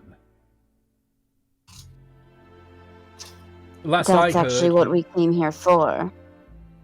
To figure out what we could do. And you say again you are not part of the Johanian delegates, no? But you are citizens? No. We No. are simply citizens and travelers. So it looks at the Wyverns that are still sort of like circling about. Very well. The Skydock is free for you to arrive at. We have a curfew in town at the moment. I would advise you to adhere to it. Is something going on in the city that would put this curfew in place? No, but in case you didn't realize, we're at the front lines of a war. Of course. What is said curfew then? The bells will ring when the curfew is about to come into effect. Understood. Very well. Do keep your speed low as you come in. But beyond that, welcome to Rabastre. So, like, turns around, puts his helmet back on, and he climbs back onto the Wyvern, which hasn't moved a muscle, has just been staring at Raina the entire time. That's a very good boy.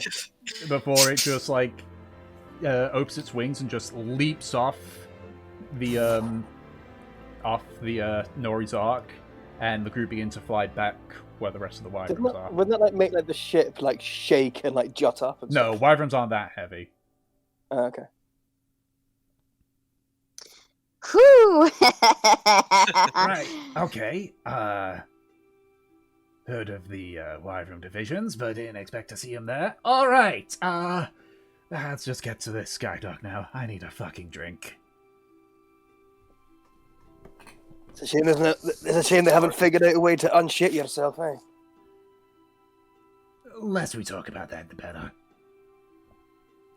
Alright, so... Raina, slowly and carefully, brings Nori's Ark into dock. I can't believe it's called Noise Arc. Yeah. I'm pretty sure that, like, you suggested that name. Did I? I'm Yep. pretty Yeah, sure I it think was you did. called- I thought I suggested it since we had the Fortune's Favor already. That was It my it was a train of thought with you Okay. and Ed involved. It went places, I'll just go with that. Yeah. Okay. I still remember her suggesting the Fortune's Favor. Though, could you imagine if we got Nori in the group and he finds out we named the ship after him? It would be I- amazing. We don't know. We don't know what Peach's master plan is after the Civil War arc, even if she takes part in or if she does Nori. So that's going to be exciting and fun. Anyway, so you've arrived at the city of Rabastre. You can see that the structure of, like, looking down, the interior of the city actually kind of reminds you a little bit like Ulmendal's structure, with a more, like, upper end, like, further in, though there's not a giant wall separating the two in comparison. But you can see a very quick transition from these fancy, like, upper house buildings to, like, your regular and rundown buildings. Oh. I feel like another revolution is in order. I mean, currently they're already technically having a revolution. True. Not necessarily, but that's lost. Not here, but Okay, so what is that you all wish to do then? Should we find an inn first? yeah, we should find a place to stay. If they have a curfew and stuff, like, we don't want to be fucking about. Okay. True. Although I'm wondering, I'm trying to think if maybe it could be a case of, like, since they are at wartime, like, they could be like a place like in like only like a few inns that would be like friendly to like non-Dragonborn, I guess. Go ahead and make an investigation check to see if you can find out about the various inns that are here. I shall do this as the world's greatest detective. And we're staying as a group. So should we help him or no? It doesn't really matter, that one. So asking about, you find that there are 5 inns in Rabastre. However, 3 of them have been converted to military barracks at the current time. The only 2 that are still accepting like non-military personnel is the Dragon's Roost in a place called the Highborn District. So you're also informed that that is like where the elite like to stay. Mm-hmm. And the Egg's Nest in the Lowborn District.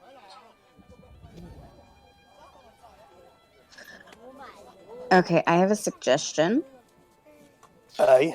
Does it involve dynamite? No. All right. Aw. Stay in the posh We hang out are looking for information, right?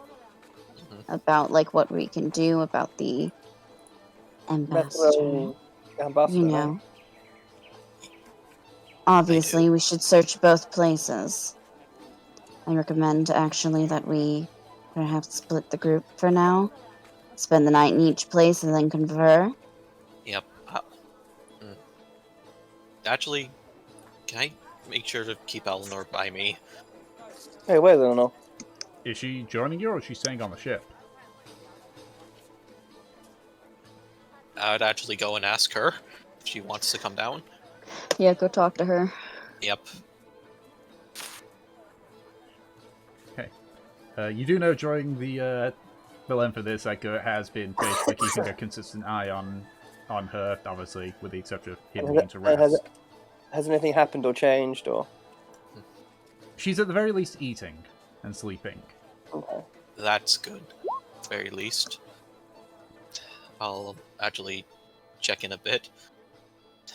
Hey, Alley Cat. Doing it better today?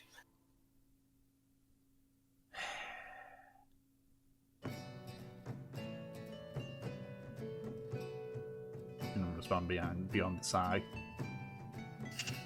I'll just give a small sigh and nod. Right then. Well, we're going to be heading down from the ship. If you wish to come with us. Just felt like I should let you know this. She slowly shakes her head. I understand then. Gerd, would you mind then? Aye, boss. Thank you. I'll give him 2 gold as thanks for all the help he's been given lately. I'll get one of the other lot to do our shop and run. Of course. I'll give him a nod and start to head down. Alright. So, the party is splitting up then. Alright. Yep. I'm totally not using this as an excuse to take my girlfriend to the fancy hotel. Fancy hotel.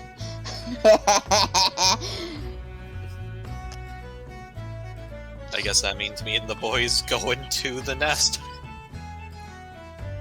Okay. So, I don't know which one's going to be better to go with here. So, one person from each group roll a d20, and we'll see who. I'll do I the roll ball it? D20. Sure, go ahead. Okay, we're following to the Fancy Pants Dragon's Roost. Behold. Go, friends, go, friends, go, friends! So, Behold, lesbians. So, you begin to make your way through to the Highborn District.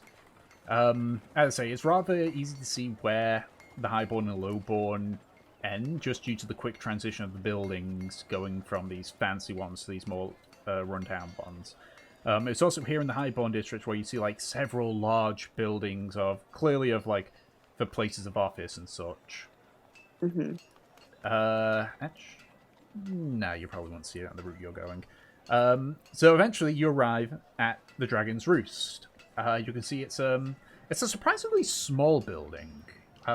Maybe in comparison, maybe about half the size of the Fallow Manor, or half the size of Summerdale would probably be better. But it has a large garden in front of it with a beautiful ornate fountain, showing like several dragons like intertwined around the centerpiece. Very empty though. You only see a handful of individuals like in the outside. Okay, on the outside? Yeah, you haven't gone inside it yet. Alright, can I gauge, just by these people's appearance, how much this would cost? Make a perception check. Oh no, Do I insight. get advantage because I've been through this? Yeah, I would say insight with advantage actually. Alright, this is my world. 16. Very pricey. Like, looking at how these lot dress, you're looking at, like, maybe, like, very well paid, like, high-end, like, maybe places of government, or very well-off merchants. Can I get a assumed price? You would have to probably go in and ask. I don't want to do that. I want an assumed price, Thomas. In these sort of places, I believe it's if you have to ask, you can't afford. Okay, I grew up poor. I can't judge that. Nemesis did not. I would say, given that role, you would assume over 10 gold per night, but you don't know the exact price. That's fine. I mean, I have enough money anyways, but, you know, who knows? They could be like, we're in a recession. Yeah. All right. There's a war on, yeah. Yeah, let's go ahead and go in then. Okay. There's a war going on. The inside, you can see that it has an interesting like black granite floor with sort of quartz tables. It is really fucking fancy. There is a large. It smells like home. There is like a large marble desk at the front as well. You can see it's well designed, but it also just looking at it's like, oh, they just was like, oh, this stone would work for this stone would work for this. There's no like uniform like structure to it outside of the colors. A lot of like blacks and whites. Okay. So they don't know what they're doing. But, I mean, even though the stones, as I say, even though it's different stones, like it's done in a way where it looks really nice. And I'm still gonna judge. Yeah, like severely. It's definitely different to like Draconian architecture. In fact, looking at it, you get the sense, even though you haven't been in a fancy residence of that particular thing, but it looks more dwarvish almost. Interesting. Okay. But at the front of the desk, you can see what looks to be a male brass Dragonborn. Looks to be about in his 40s, so you can see he's got a few burns and missing scales on like the side of his face and such. And he's just kind of like sitting there, just eyeing you both suspiciously. Nem immediately turns on fucking noble aura. Are you guys still covered in acid and burns? Just You guys still covered in like acid burns and shit? No, No, this we has been a few cleaned days up. afterwards. Okay. Yeah. Yeah, it's been. I actually, think it's been, more. like, 4 or 5. I think more the sideways look would be because of our armor. Yeah. Okay. Yeah, Nem just immediately turns on her noble aura and goes to the counter. I want a room 1 night, and I don't suppose you provide a bath. All our rooms come equipped with baths, yes. Fantastic. And is it just for yourself, or yourself and your retainer? With my retainer, yes. Very well. Our rooms currently right now are about 35 gold a night. Alright, and she immediately just puts the coin on the counter. Would that be... Is that 3 platinum and like 5 gold? Yeah, 3 platinum, 5 gold. Yep. Alright, so I get the sense of place. You'll get more respect if you pay in platinum.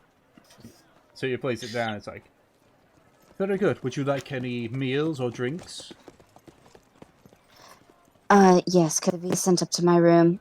Of course, that'll be 5 gold on top of the price of the food and or drink that you wish. Alright. Katie, is there any preference that you have for food? I want some mushrooms. I'm sure we can accommodate that for your retainer. That's very particular. Alright. I trust your judgment. Surprise me with the food and drink. Money's not a problem. Very well. For the food and drink for the 2 of you, plus the additional 5 gold of bringing it up to you, that would be in total 35 gold for 2 bottles of wine and 2 full meals, including them being brought up to your room. Okay, I'll just put on 7 platinum down. Just takes some and just like puts it into the underside of the table for handing you an ornate golden key, and just hands it to you. Very enjoy your stay at the Dragon's Roost. Fantastic. Thank you for your hospitality. Of course, of course. Yeah, no. And Nem immediately pulls Katie along before she can say anything. My platinum's even now. Okay. I have been reduced to retainer. Okay, listen. You're just gonna have to deal with it right now. Hey, at least it's not like my maid or like my valet or something. Actually, mate's kinda hot. It is, Right? actually, Yeah, it is. Don't touch it on the maids. And now people start picturing Fortune in a maid outfit. I'm very I've read surprised this that hasn't already before. happened. Let me Yeah. find Exactly. The Wow. prophecy. I don't fucking remember. Wait, I think we still need a picture of everyone in the party in maid outfits. Fucking. What were you saying about a prophecy, Peach? There's Just many things prophesied here. multiples of your art pieces today have been fulfilled. Right? Okay. It's great. So you go up into the room.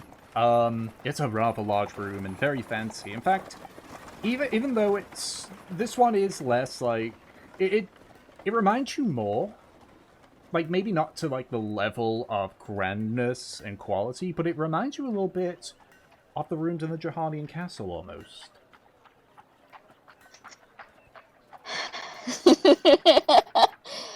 You kind of get the idea of just the kind of clientele that this establishment is aimed at. Yeah, Nem just starts taking off her armor, looking around.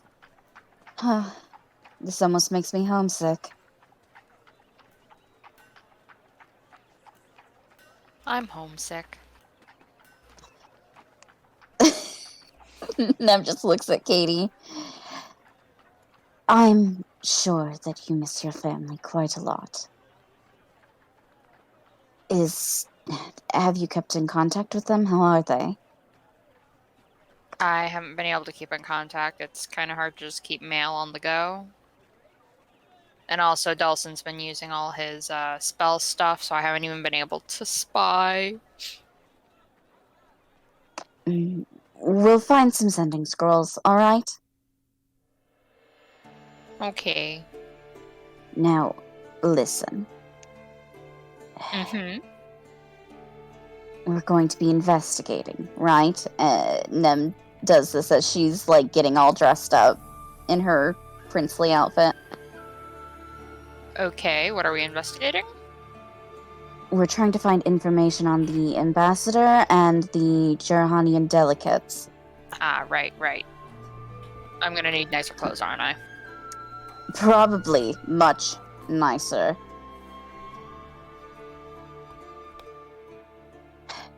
You also probably...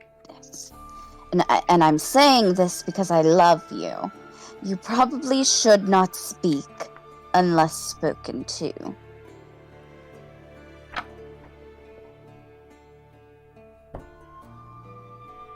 I'm doing this just for you. Hands to yourself. We act politely.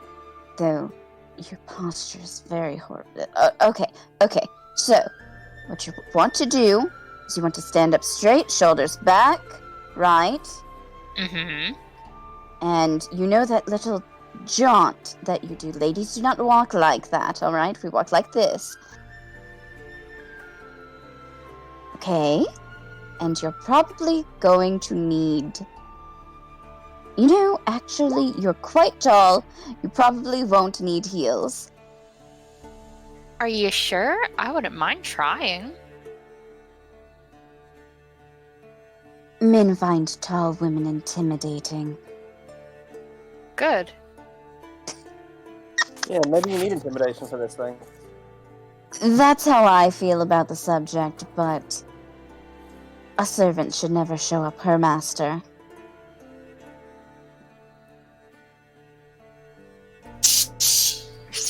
You think I would be showing you up?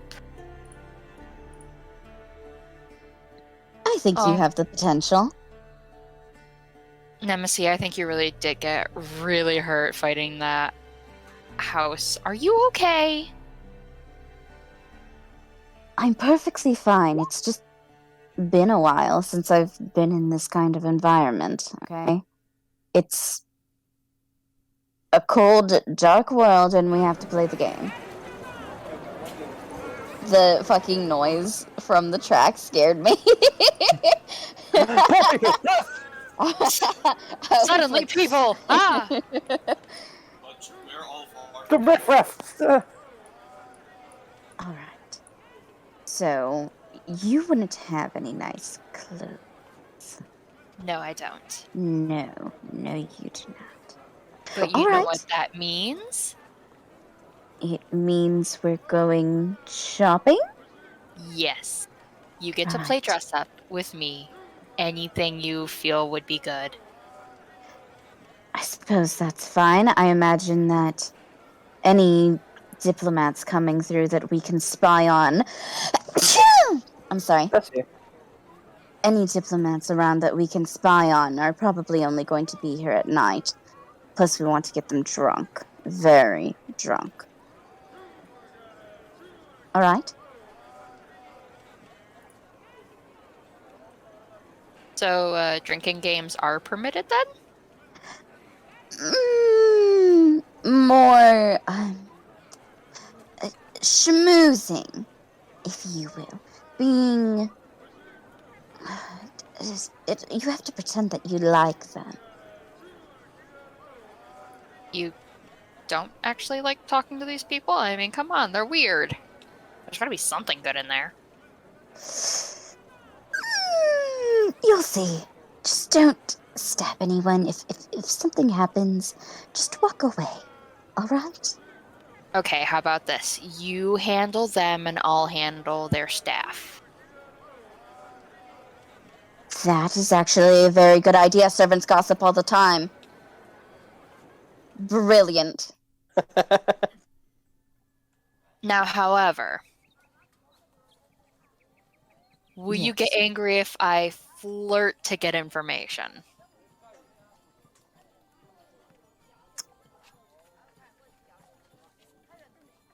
No kissing on the lips.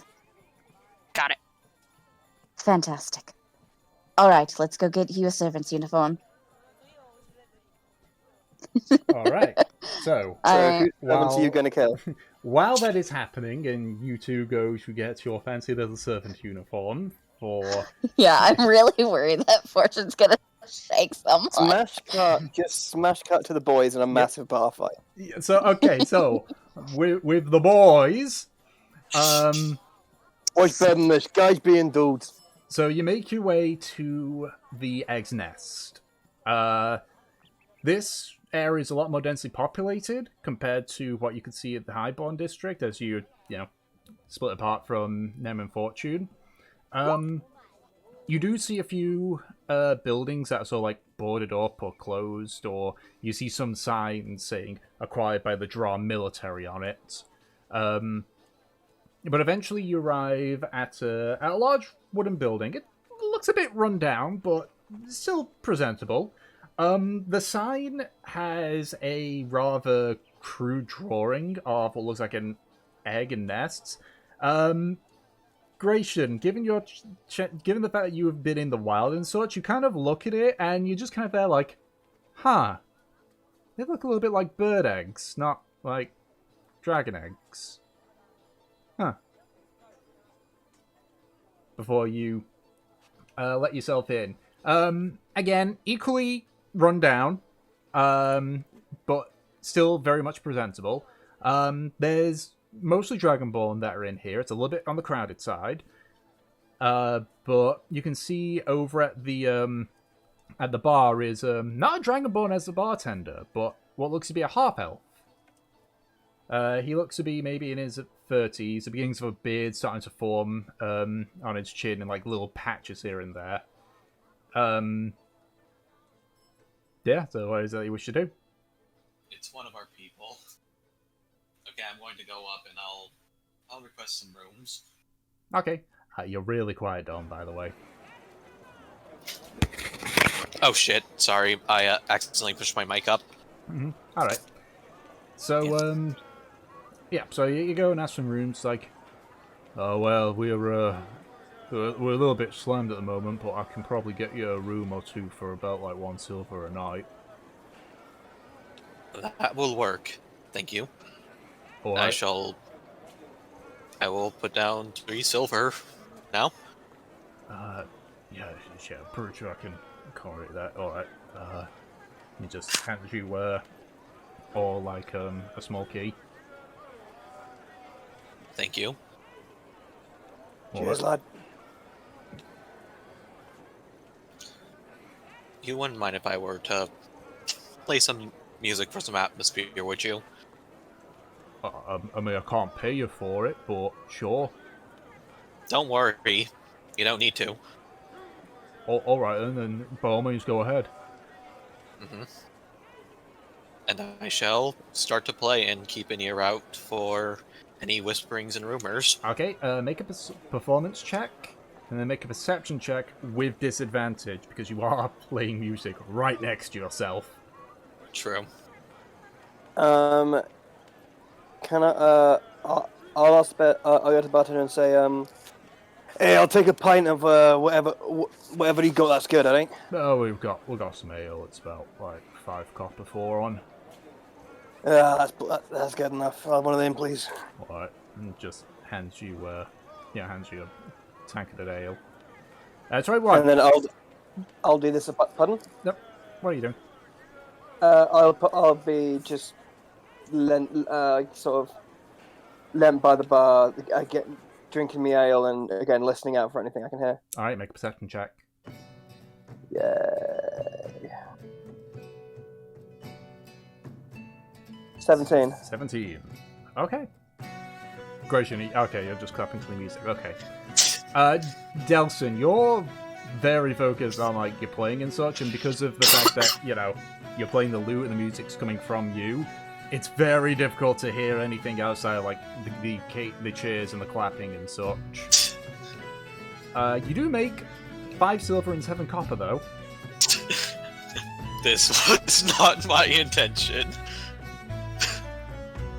Can I actually pass over the money to the bartender?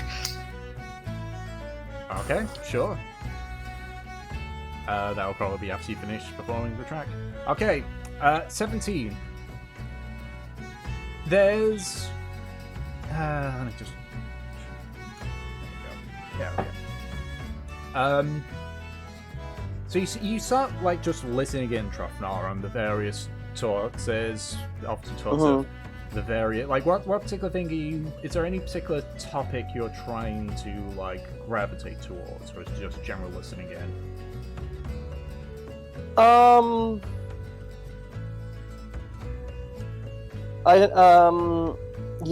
listening in for like any talk of like a delegation from Jihan arriving, or any sort of general mumblings about how the wars are going, or you know, and if anyone ever says drops the like ambassador or mythical ambassador as well. Okay.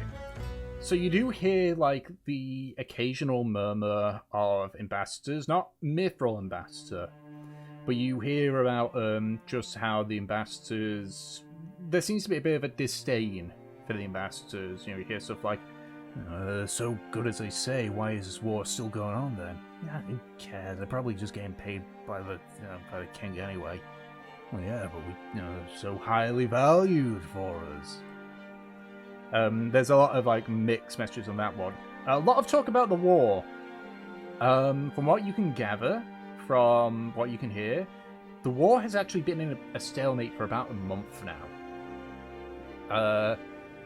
Neither side has been able to advance much further beyond their own borders. In fact, one of them who like talks about to the others how he's been maintaining the trebuchets and such, he said like, I don't know why we don't fucking just pack them away at this point.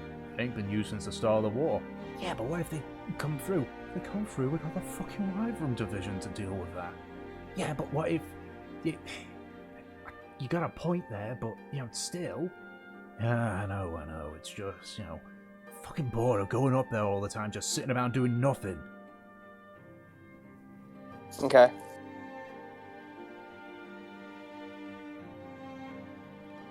Alright. So, and do I hear anything else? Most of the stuff about the war is just like beyond like that main bit is like people complaining about places of business being closed down. One of them talking about how they used to get like their medicines and such from a place called Righteous Concoctions, which is now basically solely producing stuff for the military. So they say like, yeah, and then I gotta deal with fucking that weird-ass lady at Hag's Hole. Hovel, even. My mistake. Okay, Hag's Hole. Weird-ass lady in Hag's Hole, okay. Yeah. So there's a mixture of grumbles. The general consensus, though, is that people are tired of the war. They talk about how it's been going on for nearly a year now, and they're already sick to death of it.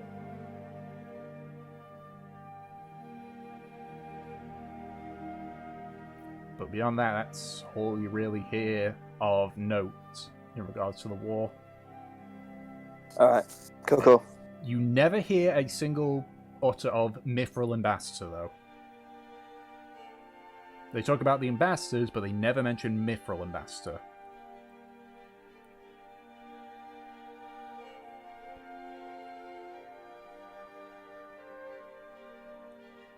Alright. Just waiting to just so you can write it down and such. Okay. Yeah. So, who did we lose again? He's been muted. We lost Anna.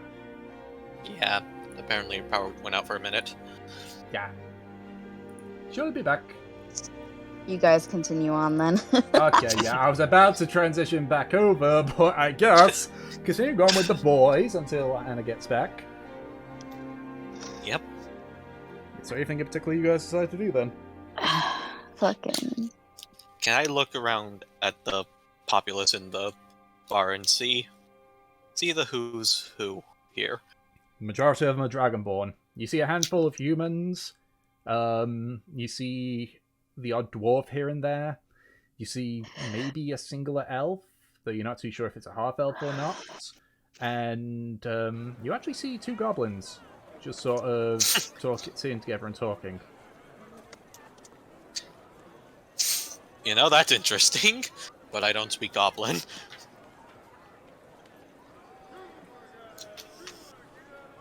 Yeah, but everyone speaks the universal language of the arm wrestle. But they're just little goblins. Okay. Okay. I mean, you know what? I'll go to the humans and see. I'll ask. Brings you up around these parts. And who are you? I'm just a wandering minstrel. Yeah, or wander off elsewhere, mate.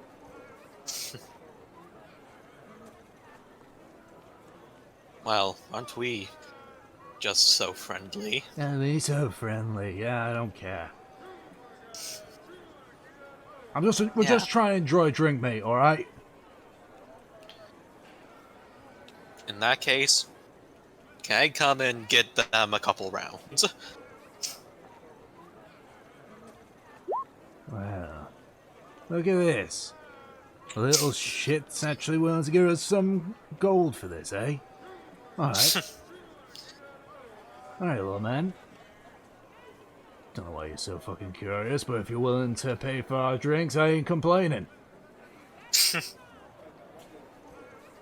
Just call it a little bit of a hunch.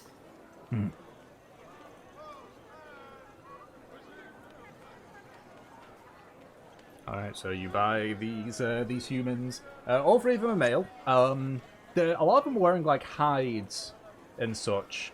They are definitely like armed individuals. You can see one of them's got like a battle axe just sort of like on his back and such. The other one you can see is sort of like resting a crossbow across his lap and such.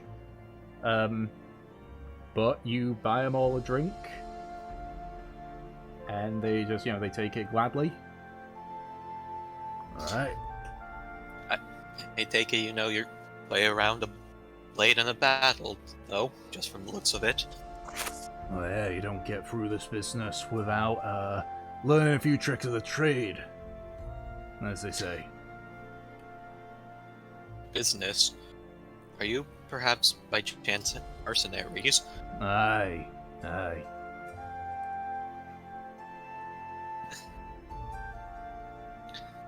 I take it you have a lot of stories of creatures, both large and small, that you've been hired to deal with, along with people who are absolute shitbags. I mean, we mostly deal with human lot, not really monsters, not really our thing. I understand then. So how long have you been up here in Rabastre? Since the war began, really. I figured there'd be some good money in it for us, and, I mean, what else to begin with?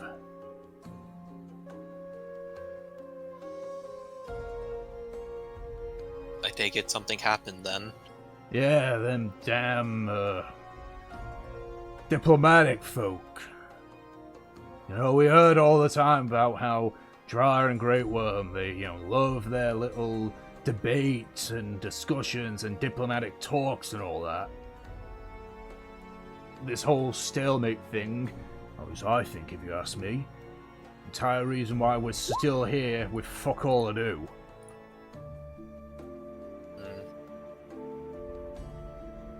That definitely is troubling. I mean, if it means an end to a war, I guess it ain't too bad, but it sucks for us. Though, we've been hearing there's been some fighting going on down in Jurahan, so maybe we'll go there if things are dying down. Perhaps. And if you were to do so, allow me to give you some advice. The place you'll be wanting to head and betting your money on would be the other side, Dexter. Rumor has it that the rulers of Jurhan have gone a bit screw loose. And Lord knows you'll just be seen as more ammo to their cannons, be shot right at their enemies. That's the entire point of being a mercenary, though, ain't it, mate? You get paid to be the sword for the side that you're on. Only thing I'm gonna do is I'm just gonna pick the side that's gonna pay me the most money. Is that right? It's the way a mercenary works, mate. That is true. Just maybe take my advice into consideration a bit. And I'm going to sneakily leave down 200 gold. Make a persuasion check with advantage.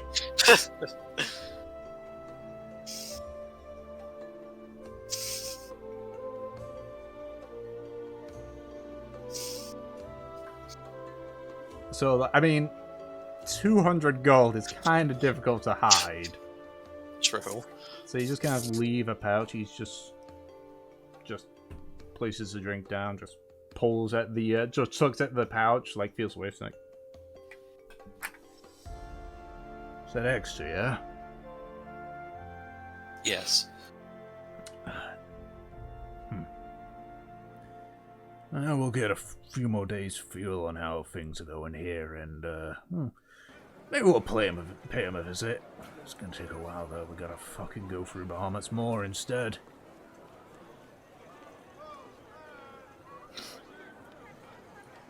I'll have a think on it. Of course. Thank you for that. No problem, little man.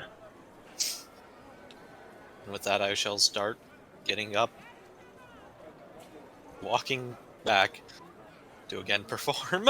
Yeah, you sort of hear the other two sort of like begin like talking to someone. You know, it's like, wait, but why do you do this? Talk later, alright? And just sort of quieten up.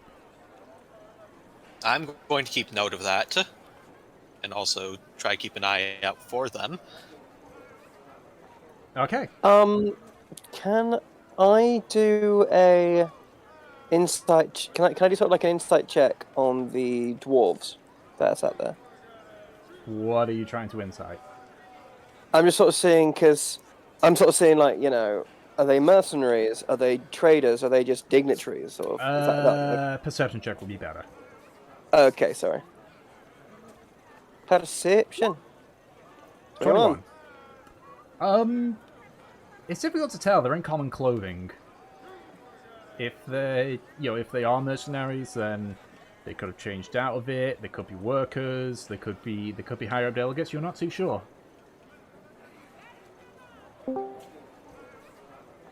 And Anna is now back.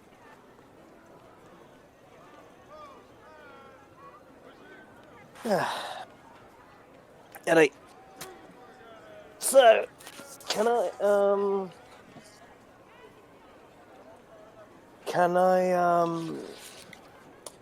go up to the the dwarven party and just go Morian's beard. Gotta tell you, finding some kinsmen up here is a sight for sore eyes. Hey, you're normally see a lot of people like you down in Copperhole more. I bring you here to Rabastre. Sorry, what was that, mate? What brings you here to Rabastre? Applying my trade, making myself useful. I'm part of a. I wouldn't call us mercenaries per se, more just like problem solvers to the highest bidder, if you catch my drift. Sellswords, aye. Aye. What about you? What brings you this far into a war zone? We're engineers. We look after them trebuchets up at the top. Used to, anyway. Not gonna lie, it's a bit strange that you got those big, because we caught a look at them coming in. Those are intimidating looking bastards. Why don't they train them against Great Worm? They're a pain in the ass. You know the cannon, you can just roll it in, load it up, and fire it. Trebuchet, you can't do that. You gotta bring it over to the plate. You gotta find the perfect area to keep it steady. You gotta then set it all up. You gotta then find good ammo for it. You gotta figure out the distance and all that. It's a whole lot of math and a whole lot of time. It's good in a siege, don't get me wrong, but traveling in battle, it's sort of shite. And so what, are they expecting the city to come under attack? No, they're just, when they're set up, they're easier to maintain and repair than a cannon is. I suppose you need some bit of timber. Yeah, pretty much. Timber, some string and such. You don't need to spend hours and days reforging a new barrel or, finding the powder and such needed. Just find a rock, big old rock, place it in there, fire it. Aye. And how's the mood around here? From what I can tell, people are pretty fucking sick of the bloodshed. No, I mean, it's a war. You get bored of that stuff pretty fucking quickly. You get bored even more if you're not doing anything. I should be up there on the battlements right now, keeping an eye on the trebuchets, but you know what? I've just been told by our head engineer, oh no, just go ahead, go drink and such. They're not coming by, and even if they do break through the stalemate, it's going to be another day and a half before they get within range of those things. Aye. Although knowing the way the world works, chances are when they do attack, you'll be here pissed as a fan. Nah, usually when there's a warning of a potential attack, I unfortunately have to go dry for a bit. That's a shame. Well, speaking of, now that we're not currently under siege, how dry your mugs look? Can you guys need a refill? We're good, thanks. We're going to be calling it for the night soon. Are you sure? Yeah, we got early shifts. That's fair enough. Alright, listen. Alright, I won't keep you though. Just good to meet a friendly face, eh? Aye, it gets pretty boring seeing the same scaly folk around all the time.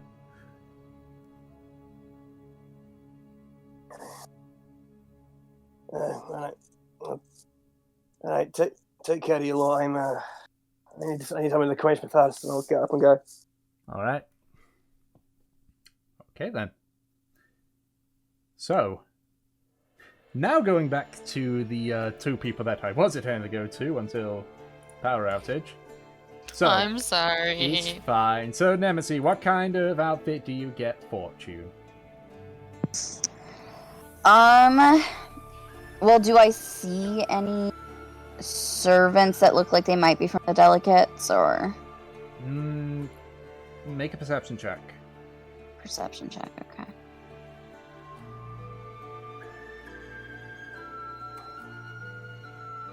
$11. Not really. Okay. If that's the case, I would try to just look for a similar maid uniform to what I have seen in Jurahan. Okay, yeah. Which is similar to the kind of maid outfit that...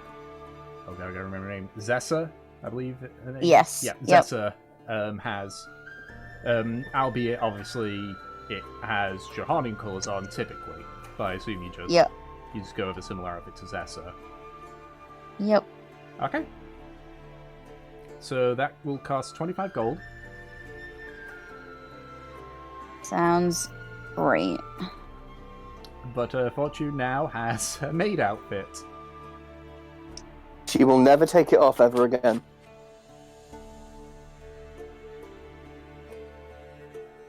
My gold is uneven.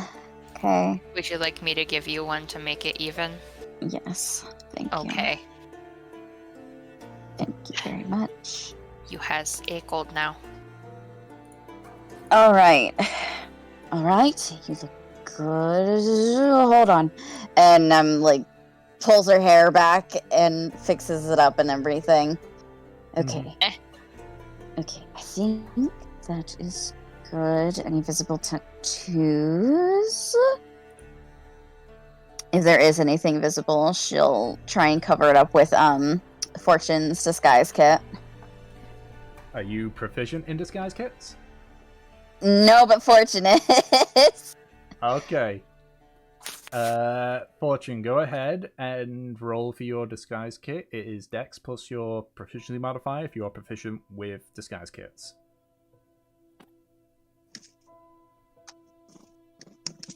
15. Okay. She does a fairly good enough job. Like, you'd have to really be focusing on her to, spot like some of the more brighter tattoos. The brightest one on her is literally just the rose near her ear. Yep. Yeah. All right. With the help of the hair, you Hair sort done. of like obscure it. Hair done, tattoos covered, makeup, outfit. All right. Now, pretend that I am a servant. Okay? I am a servant. You are a servant. This is so fucking. Oh my god, Nim. Okay. I'm sorry. What Nem, would are you say okay? to me? What would you say to me? How would you know act? that How is a would you loaded talk? question. Right. I mean, I'd just be treating you like normal because No. How would you behave? polite. Polite. Yes, polite. How should you speak? Proper. Proper. What do you think proper is, my darling? Are we giving me a new fake name? Am I just going with Fortune? Are we going with my real name? Your real name is fine. Fortune's a little inappropriate, considering everything. But just how would you speak to me? Do you hear how I am speaking, darling?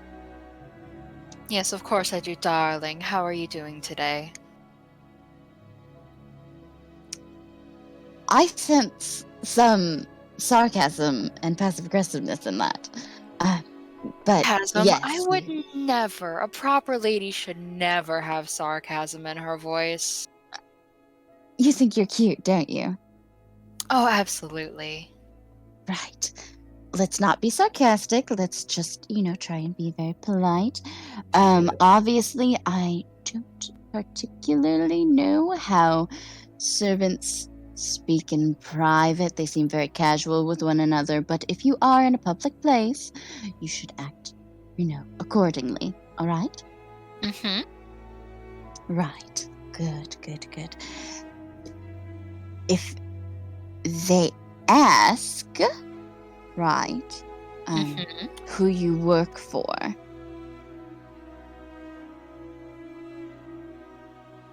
Why, the dearest Nemesis and her party, the God's Headache. no, you work for a Drahanian noble. I'm not a Drahanian noble anymore. I'm just scanning, like, the names in my head of who she would work for. I would kind of love if it was one of those sort of things where like she picks up things in the room, so it's like, you work for Lord Lampshade. That'd probably work. Do you mind if I make a reference to our RP, Tom? I mean, I have no knowledge at all of your Oh. RP stuff, so sure. Fantastic. Are we getting the new NCs? All right. Fucking, that'd be so funny, but no. You work for Nori's childhood friend, Moss Hartfield. All right? Right. I work for Lady Hartfield. Lady Hartfield. Fantastic. Okay?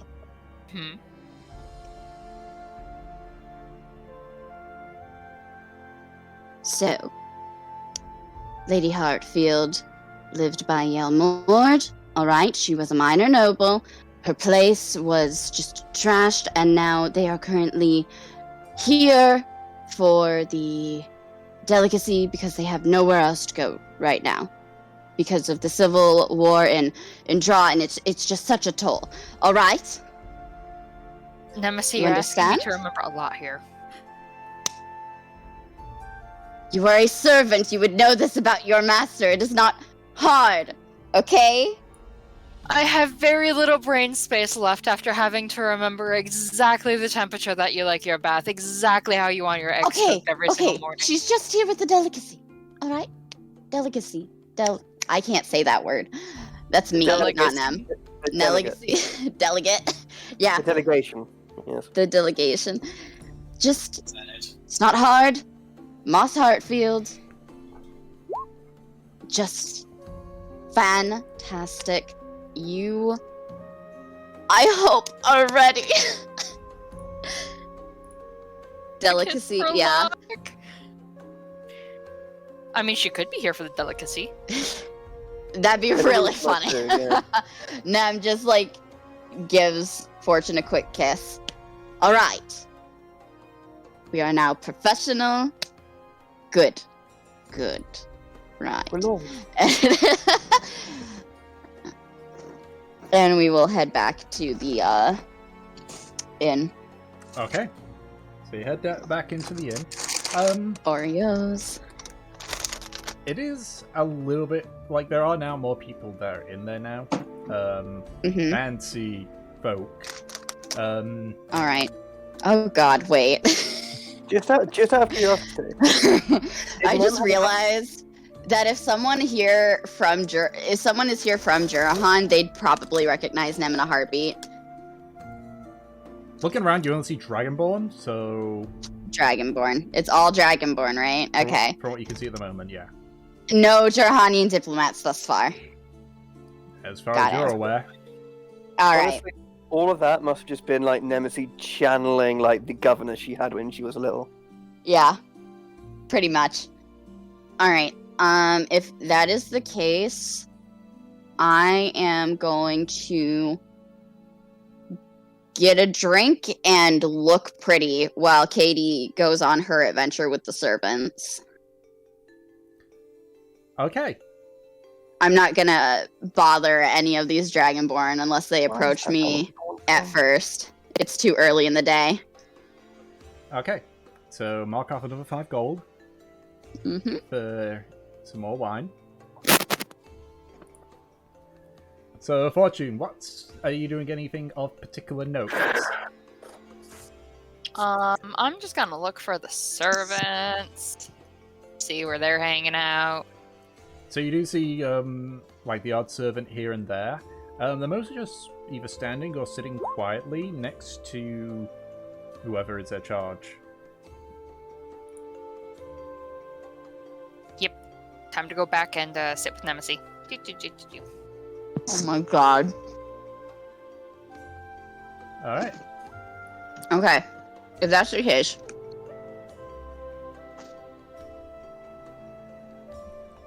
can I watch to see when one of these people sends their servant to go, like, do or get something?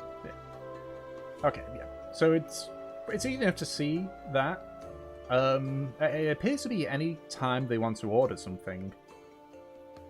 All right. So you see, If that's the case, one of then them I'm sort gonna of just like. prefer Yeah. Katie to bother them.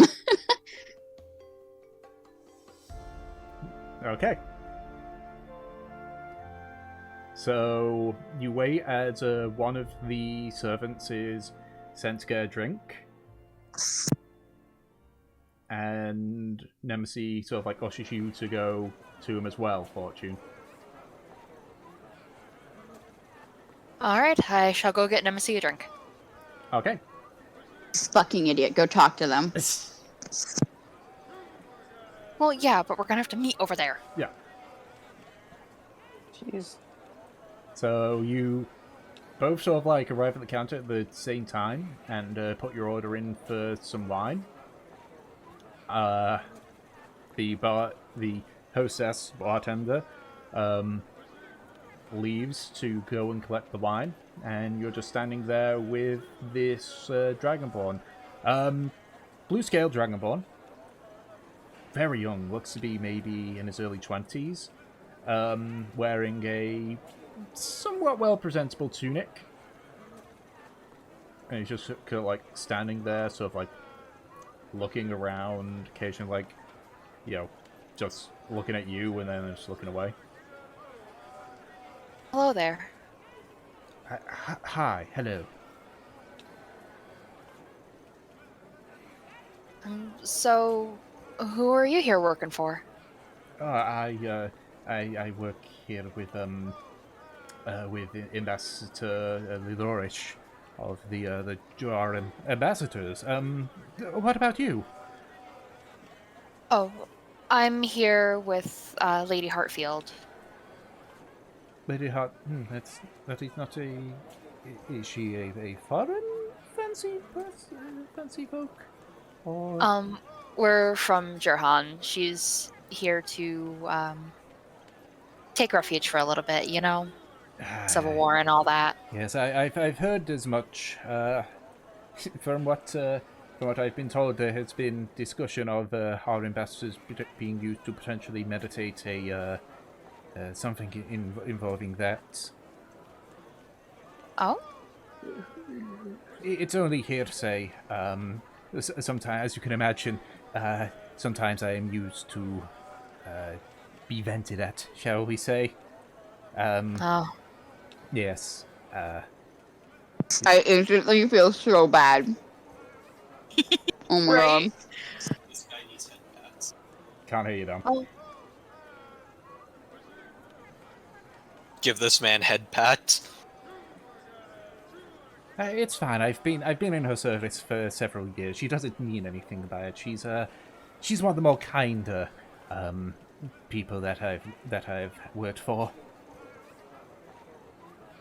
It's good to hear that she's nice to you. Oh, my name's Katie, by the way, and I offer my hand. Kusus. Very lovely name.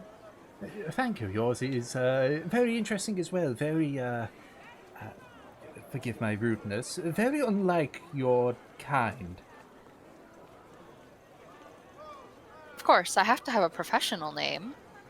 Oh, of course. I would imagine. At this point, the wines have arrived, and he just quickly reaches says, "Well, it was very nice to speak with you, Katie. I potentially will maybe see you if our various people get us to give them more wine." And he just quickly heads back. Fucking zooming back to Nemesis. Anything of value? Well, I repeat the information. Mhm. I'm going to need to be hunting him down. Right. He seemed quite skittery, I suppose. If that's the case. And Nem actually starts, like, speaking up into more of a normal pitch where people can just generally hear her. Mm-hmm. Just a quick reminder on this pronunciation. Is this Dragonborn's name Zasku? You mean the servant, yeah? No. The golden Dragonborn that The commander. Gafra told us to find. Yeah, I was looking that up earlier. It is Askew, yeah. Zasku? That's how you pronounce it? Mm-hmm. Okay. Well, I have to find Zasku, but I don't know where in this mess. Perhaps the barracks? I'm not sure that they'd let me in. I could try and get in there if you're willing to let me borrow your warhammer. No, sit down. That's not at all what I meant. Is there any Dragonborn sitting nearby at the bar? Not at the bar specifically, but at the tables where you're sitting at. Yeah, so you do see, like, there's 3 Dragonborn in total. The closest one is actually the one which the servant had gone to, which you now know, is the ambassador in question. You can see that this one, it's, let me just quickly get the description of her. She's a green-scaled Dragonborn. You can actually see that she is actually sort of like looking at you, but as you sort of like, as your eyes meet, she just casually looks away and continues like what looks to be like writing on some parchment. Is she too far away to see what she's writing? Yes. Okay. If that's the case... She's about 20 feet away from you. Yeah, if that's the case, then I'm going to just turn a little bit to her because we've made eye contact now. Mm-hmm. Pardon me, I'm terribly sorry to interrupt what you're doing, but you seem more familiar with this place? Yes, I am indeed familiar to... One second. She rolls up the parchment and sort of sticks it into a satchel which she gives to the servant before just casually walking over and taking a seat across from you. Much better. Yes, who are you, may I ask? Moss Hartfield of Jurahan.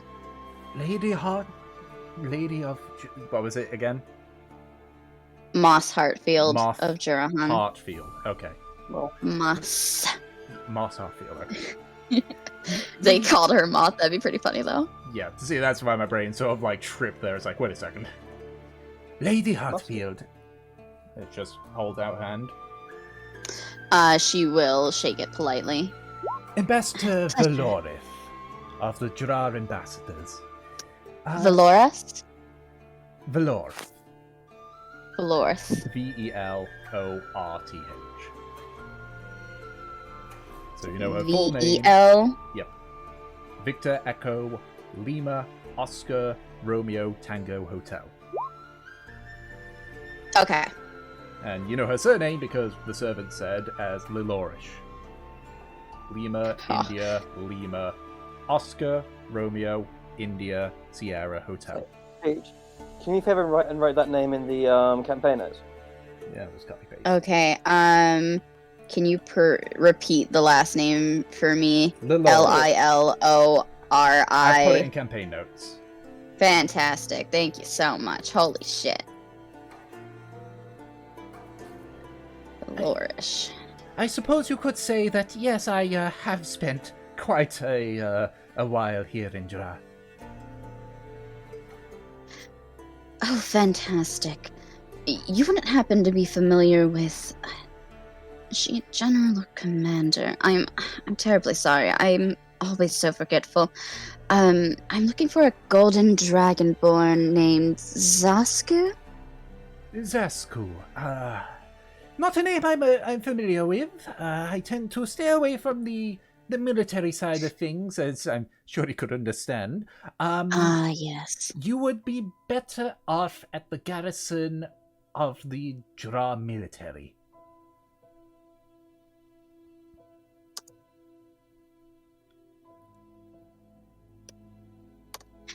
See, I was thinking that. I just wasn't sure if it was appropriate for me with the current situation with, Jurahan, whole big mess. Of course. They certainly will not let you go into the training fields, but to inquire about it, they may give you an audience, they may not, I don't know. It's difficult for ourselves to do that. Right. Gosh, if an ambassador's having trouble, oh dear. Well, it sounds like something's a mess. Not quite. We work a bit differently from you Johanians. You see, we're our own entirely separate branch. We focus predominantly on all diplomatic issues. Militarily, we don't usually get involved unless it is requested between both sides. It's rather difficult to explain because it is quite different, but essentially we get tasked by the military to work on various discussions and such, but other than that we work on our own accord, and so we kind of keep ourselves separate. So you're kind of like a unbiased third party? That's the entire purpose of the ambassadors. That is the teachings that we have had passed down since way beyond the founding of the Draconic Council, actually. Honestly, that sounds wonderful. With the state that Jurahan is in, we could really use something like that. It's a shame that all of them are too foolish to listen. I mean, in a normal circumstance, we'd be willing to. However, all our focus right now is trying to bring this war to an end. I completely understand. Forgive me if I'm talking out of turn, but I heard a rumor about one of the ambassadors disappearing. I'm not too sure what you're referring to on that one. Insight. Make an insight check.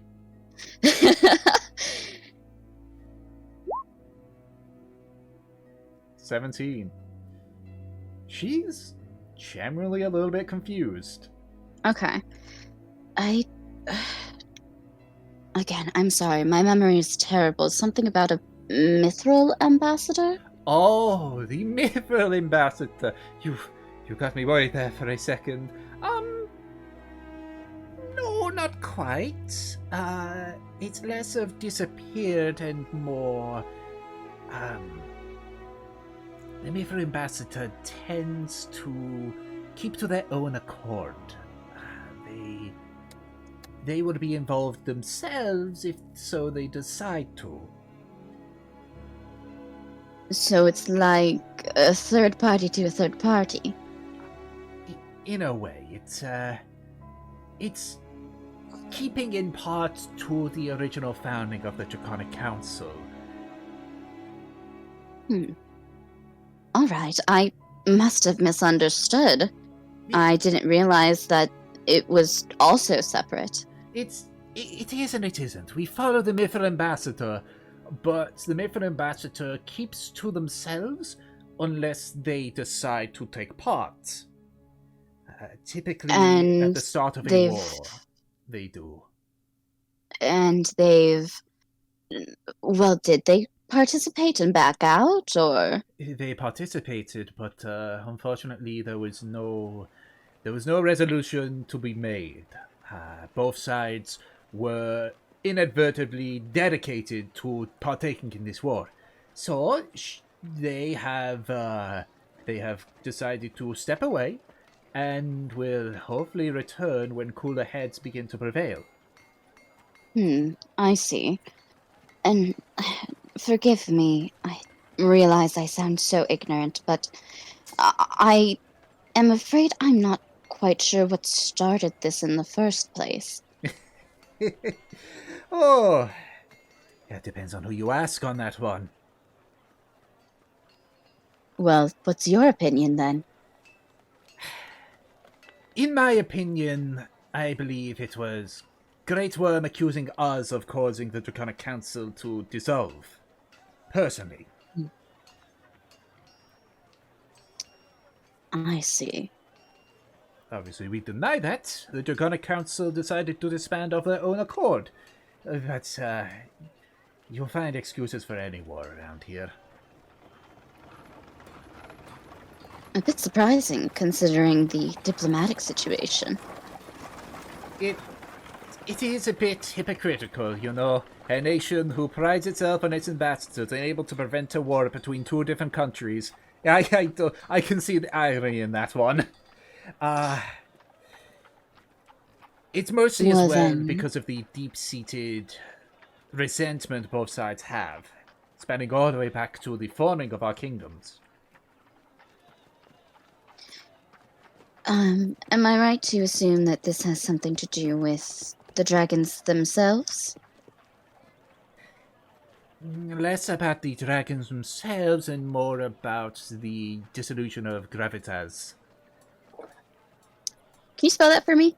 Let me apologize. That's what they call it, but its full name is that. Gravitas. Gravitas. Yeah, so Gravitas, as we call it. Gravitas was the narrowed version that the Johanian used. Would I be familiar with this? Make a history check. History.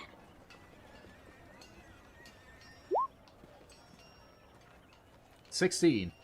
You've heard of it. It was the original kingdom to the north of Johan.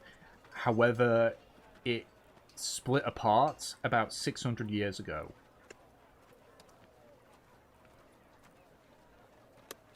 I'm vaguely familiar with this. Wasn't that the original country, I suppose? Yes, this was the original kingdom. before the death of King Arcus II. Okay. All right. And I suppose that the split has been kind of what's put you all apart since. I mean, given the mess that it was, you sound like you're not too familiar with this tale. I'm afraid not. Most of my education consisted of only Drahanian history, you see. That makes sense. From what few Drahanians I've talked to, they are rather full of themselves. Personal opinion, not the opinion of the Dra ambassadors, by the way.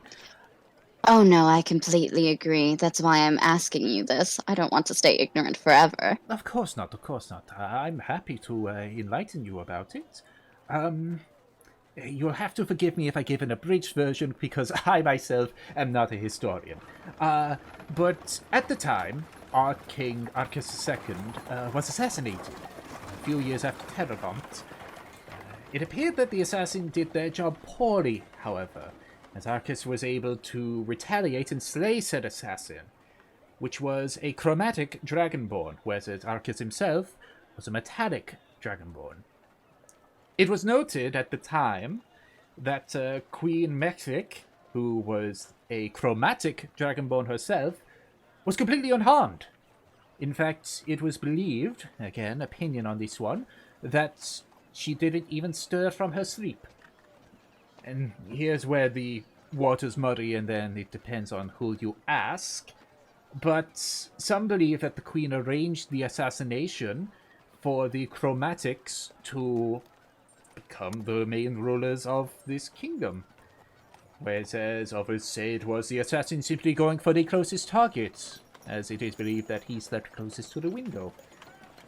Others say it was simply an opportunity attack, but the first option is what Arcus's son thought, Arcus III.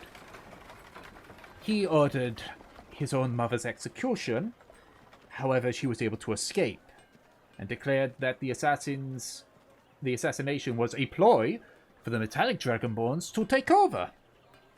Civil war broke out, and, well, here we are with two kingdoms. Wait. I can't help but think it's odd that these two were married. They were two separate types of dragon. Mm-hmm. And the metallic was assassinated. But the queen is saying that it was a ploy for the metallics to take over when they already technically had power. This is where it becomes he said, she said. There's many different reasons as to why such things happened and to what people say. I believe for Great Worm, they believe that the king was assassinated and the chromatic assassin was meant to be found to show that this was a plot to overthrow and for them to go into power. Therefore, the metallics decide to take over, become more in power, and essentially repress the chromatics. That is Great Worm's narrative of things. I see.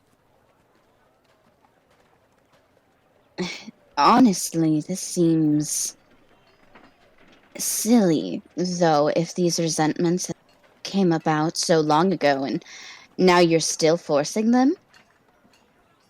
Well, the bloodshed of revenge is unfortunately very prominent around here.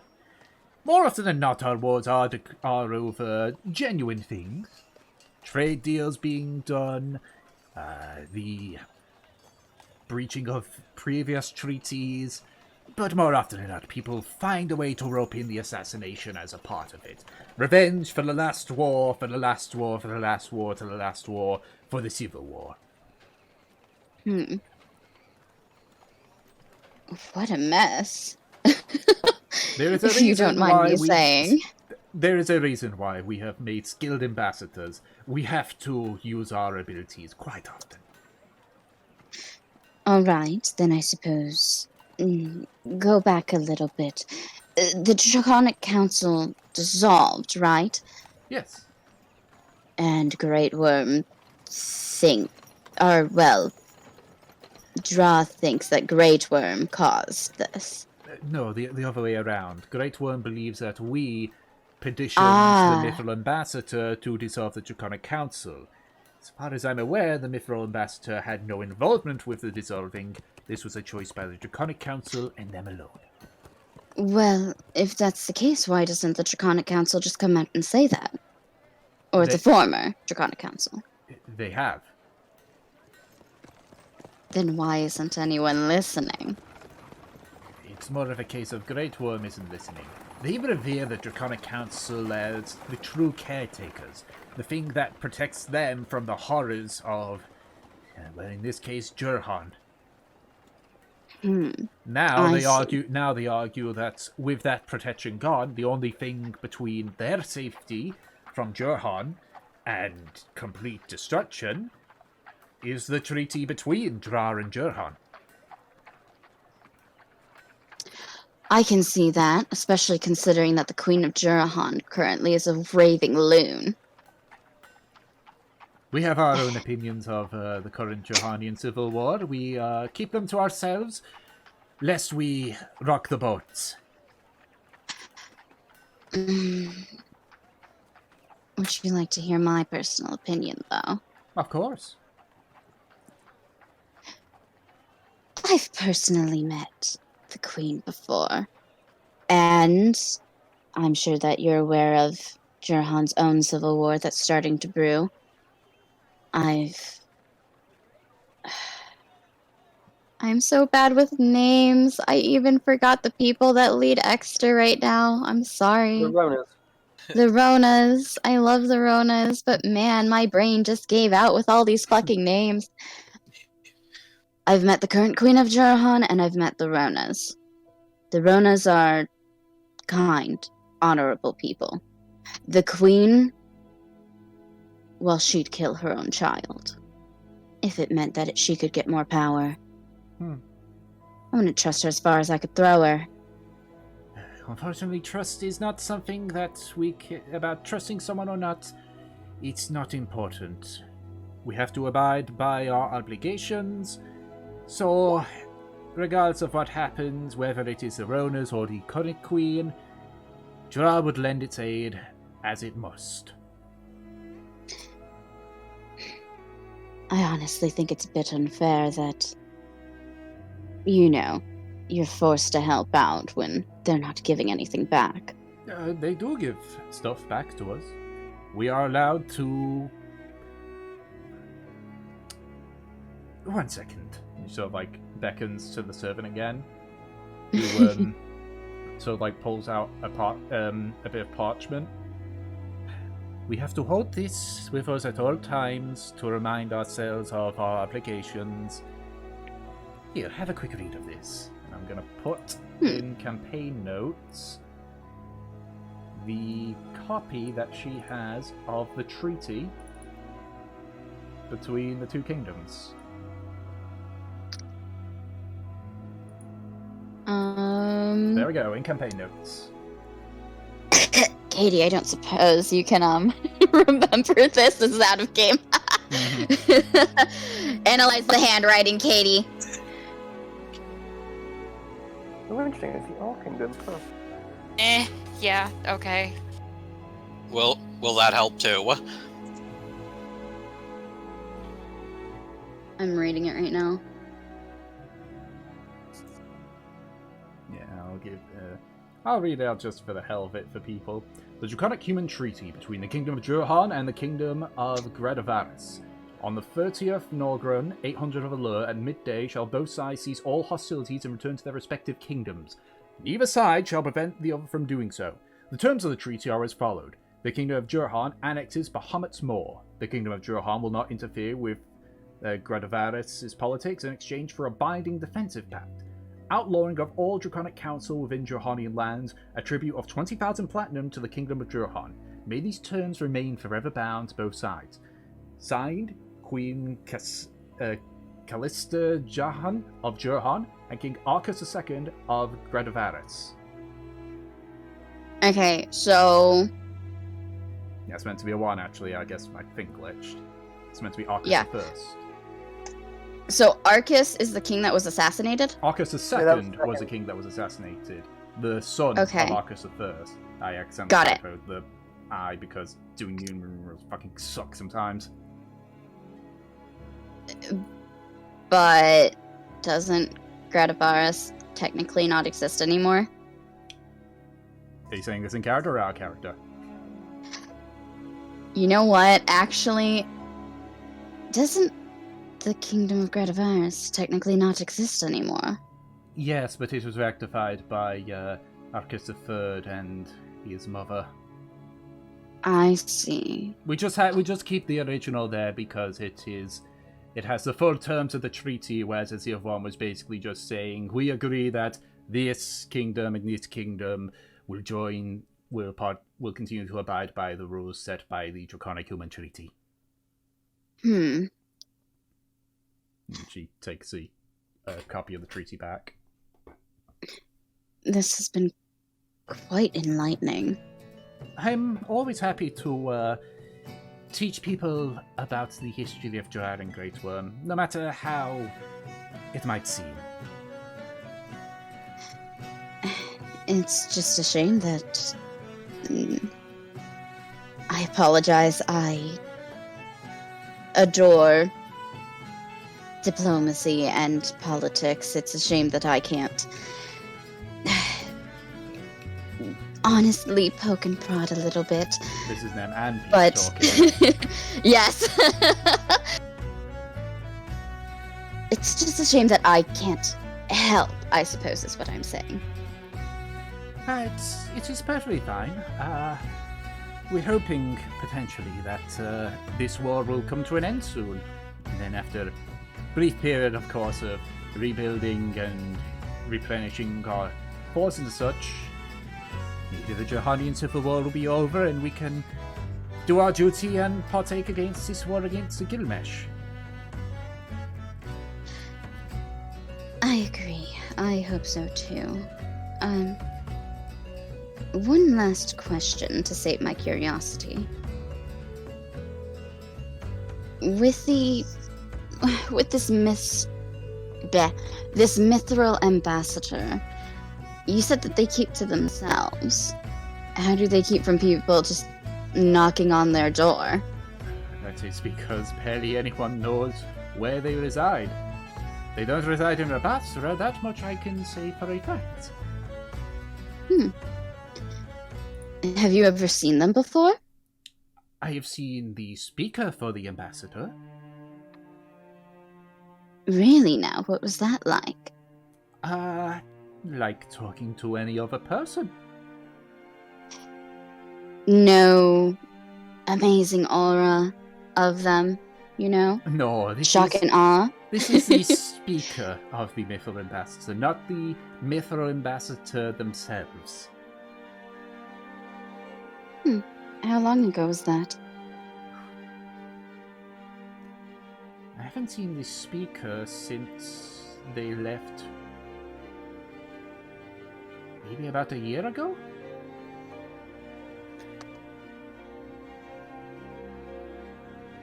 It's difficult to say. Time is a bit weird.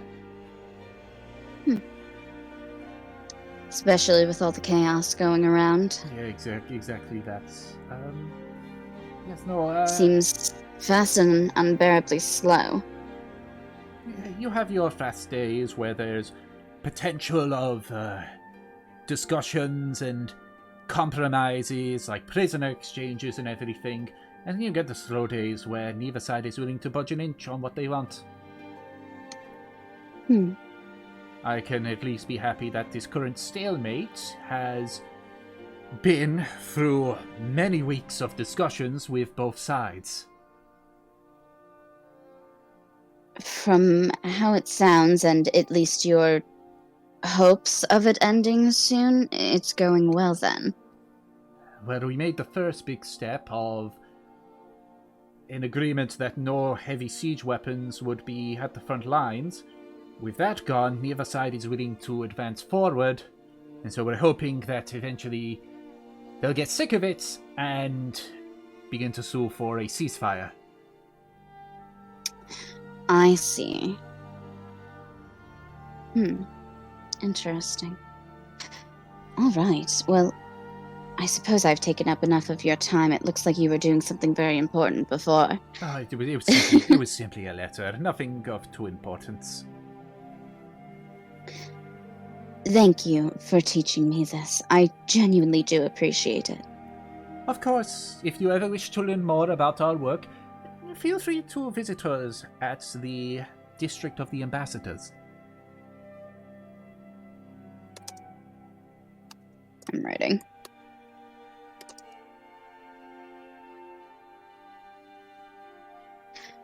I think I will do that once I meet up with a few more of my retainers. Of course. It's very difficult to miss. It is a large marble building. Worst comes to worst, look for the 3 flags that adorn the very front of the building. One will be of a red chromatic dragon, the other a golden metallic dragon, and in the middle you shall see the emblem of Dra. Fantastic. Thank you so much. Of course. And she gives a small bow before heading back. Yeah, to she'll her curtsy table. back. Nem will look at Katie. That was enlightening, wasn't it? Yes, of course, it was. It was? Really? I think you meant to say virally.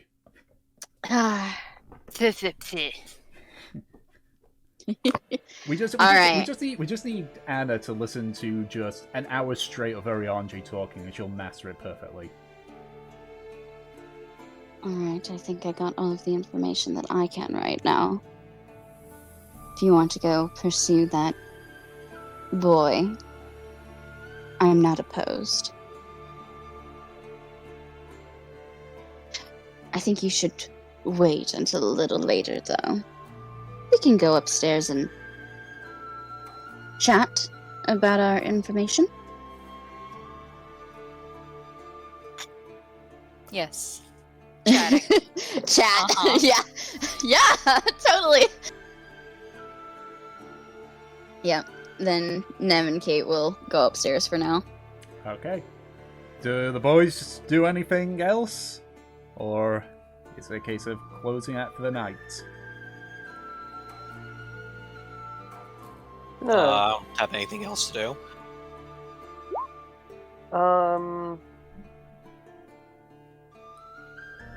Yeah, I'm okay as well. Okay. So we'll fast forward to the start of the next day. Yeah, sure. Make out. Okay, so it is the morning. The curfew, as mentioned, is no longer in effect because it is morning. So, what is it that you all wish to do?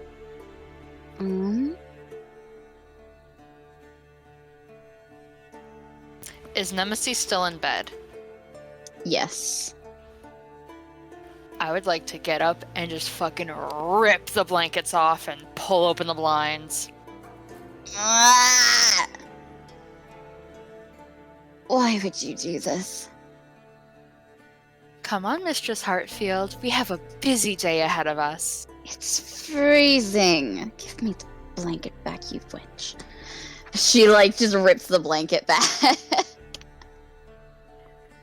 Rips Why the blanket don't you... back off. You're a pest. Why don't you go get me breakfast or something and see if you can find that boy? Very well, I expect you to be up and dressed by the time I come back. You know, when I lived in Jarhan, the servants dressed me. Yes, but I think it'll be much faster if you dressed yourself. Keeping our hands to ourselves, right? You're cruel, you know that? But you haven't said you hated it yet. I could say several things. Go get me my breakfast. I'm just gonna slap her thigh with my tail and go get her breakfast. Okay. I love that. Okay, so you head downstairs. Mhm. The blue-scaled servant is still there. Or is there? What do you mean still? Sorry. Has he just been forced to sit here all day? No, My God. he's there. My brain said still there. What did you do to Oh this my poor God. boy? Just so, like, looks at you and it's like, yeah. Morning. Sleep well? Yeah. Yeah. Hmm. Have any good dreams? You're very odd for a servant. And I can't be friendly? You can be friendly, but that is bloody weird. Things are different in Jirhan. You should come visit sometime. I would rather not. Shame. Anyways, can I get you something to drink while we're waiting? I'm good, thank you. Proper manners are to wait until the master or mistress has finished before I partake in my own sustenance. My mistress will be there for a while. Oh, you mean It's a pain to Lady wait. Hartfield, yes? Mhm. Are all Johani nobles at all? No, my mistress is just a special type. I can see that as well. You do loom over him quite a bit. And what do you mean that tall? We are the exact same height. I mean, you are taller than this servant. No, she's referencing to her versus Nemesis being the same height now. What I just... Forgive me for speaking out of line. I will simply keep my mouth shut from now on. I want to take him home. Right? I want to, like, buy him off of this person and just be like, hey, buddy, you want to come work at Summerdale? Is this how we adopt someone? I'm just gonna bend down so I'm at height with him. You know what my mistress has always said? What? Speaking out deserves a punishment, and your punishment is to have coffee with me now. No, anything else? You do not override what my mistress says. You do realize this, right? Come on, can't you just have a little fun? Just a little bit. Make a persuasion check. Do it. Oh! Yes! I suppose I can once I've brought the food up to my mistress. Yeah. It has taken an awful long time for the food to get here.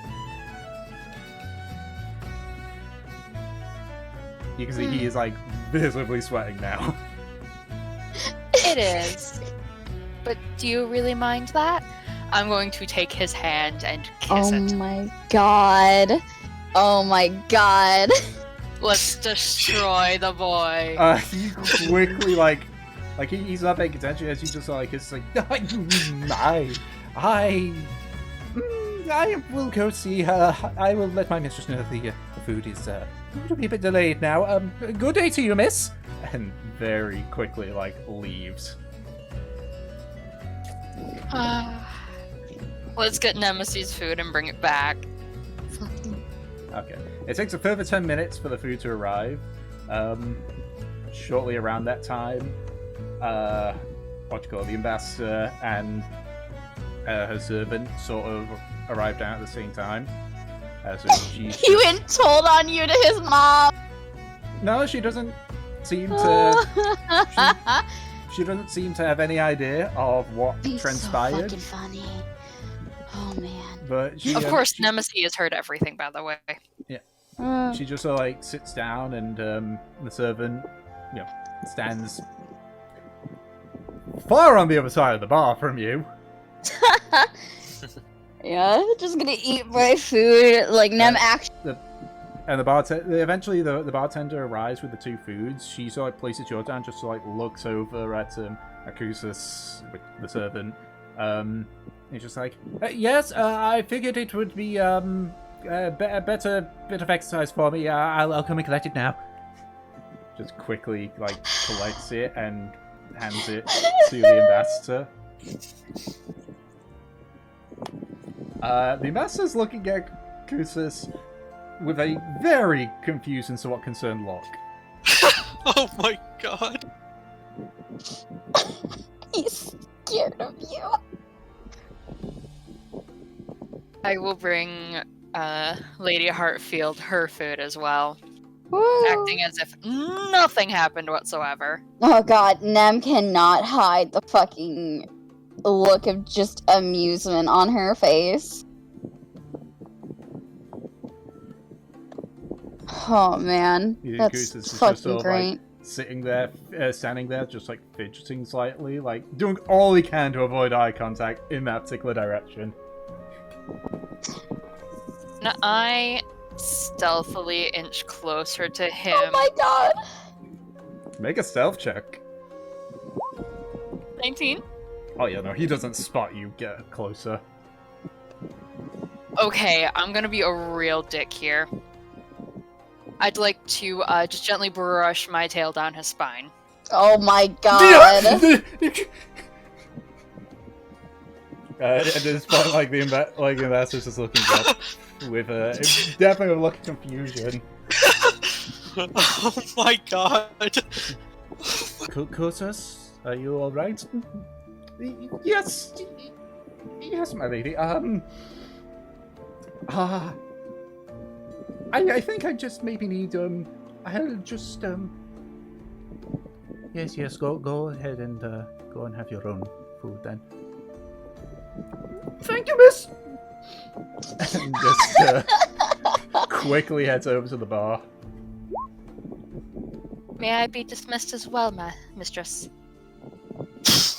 Oh, that's perfectly fine. Nem again is just like covering her mouth, just like. Okay. Oh my god. This poor boy. He has no idea what's hiding. Lurking in the shadows. What are you gonna do? May I stealth once again to go take a seat right next to him? Stealth check versus his perception. Oh my god. Oh yeah, no. Even if he rolled a 1, he wouldn't have been able to get she's that. there. She's everywhere. Okay. I mean, he does notice as you sit down, but he doesn't hear your approach. Oh, coffee? Yes, fine, sure, whatever. What are you doing? I mean, what am I doing? Are you trying to get me fired? Well, I'm sure I could buy you off of her. That is beyond the point. How much do you cost, darling? I do not discuss the terms of my employment with someone like you.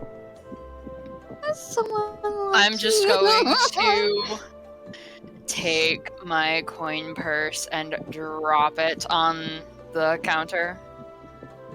Heavy ass fucking thunk. Do you think I'm doing this because I need coin, or do you think I'm doing this for fun? She's about to tell you the answer. Surely he already knows. You're not actually a servant, are you? I mean, technically I am. A servant with enough money to... Forget it, never mind. It is absolutely None of my concern. Is it that you need gold, platinum? I don't talk about the terms of my employment with people because I can't. Well, why not? I'm allowed to talk about mine. You are not a servant, clearly! Oh no, I am very much a servant. She is my mistress. That's a play I'm on words, just isn't very well paid. It's a play on words, isn't it? Oh, got it. Oh, God. I don't talk... She's my bedfellow. What I mean to say is that if somebody wishes to buy me off somebody else, they need to talk to the owner, the mistress or master. My god, I bet they don't even give you health insurance. Oh my god. I am well looked after by her, thank you very much. I will not have you talk ill of her. Oh, are you in love? I mean, clearly you are well taken care of. You have the shiniest scales of anybody that was at the party. I mean, thank you. I make an effort to keep my appearance up. He was so Beautiful little upset man. and then Gorgeous scales.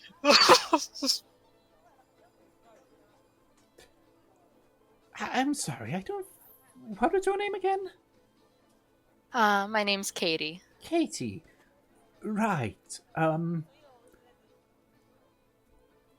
This is, if I'm honest, one of the weirdest interactions with a fellow person I've had in a very long time. fellow person. What's up, fellow kids?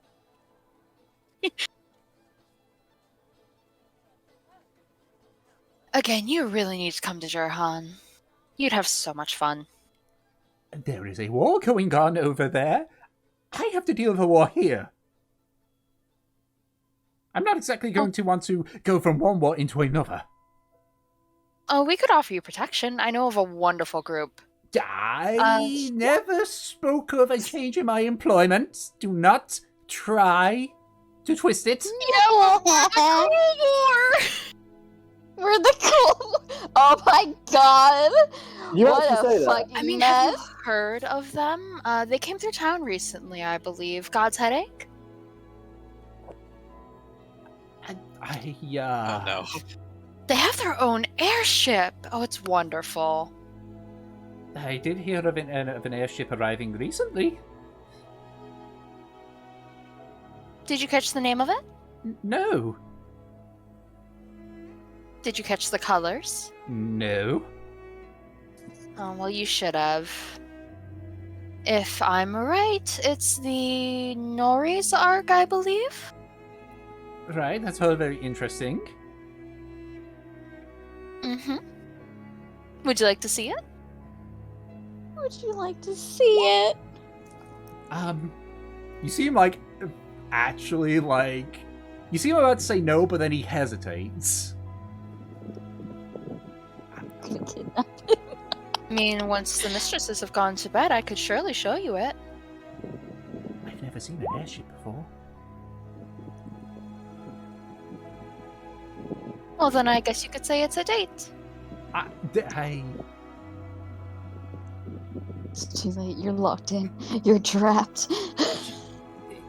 Sure. It's a date. Oh, I think I feel the vibrations in the air. My mistress needs something.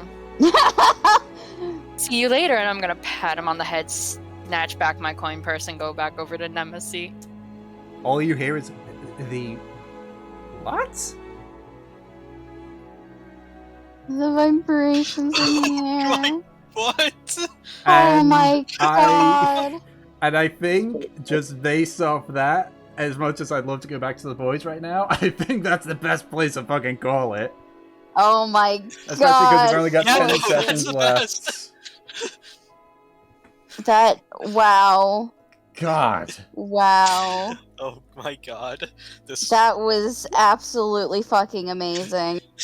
There is no escape from fortune. He literally can't. She'll crawl across the ceiling towards him too. Oh my god. I'm glad I finally got to use out of Wrath of Nature. She just fucking... Like... She just sexually harassed a servant, tried to buy him off of someone, said that she was essentially like a mistress for her mistress, and then was like, "Hey buddy, I like your scale." And he's like, "Wait, what?" And then she was like, "Wanna see a fucking airship?" Oh my god. Guess what? Now it's a date! It's a fucking date. He has a date with an engaged lesbian. Oh god. Hey, he doesn't know that. He doesn't True. know that. He just thinks he's on a date with a fucking nut. You see, we have to keep this going until he tries to kiss her, and then we pull out the lesbian engaged card. Yeah, what's the Oh end my game? god. We have to be in this for the long haul. I feel really bad for him. I don't, because that's we're gonna horrible. buy him and send him back. That's still Honestly- horrible and emotionally Honestly, I half expect Fortune to bring him onto the airship and just tell Reyna, we're gonna walk out of here ourselves. Go on, take him. No. Have a fucking kidnapping. No. Yeah, just very ominously say, Reyna, I have another one for you. Put him in the brig and then walk away. Have another one. The horses. Oh my god. God. Yeah, This is- so...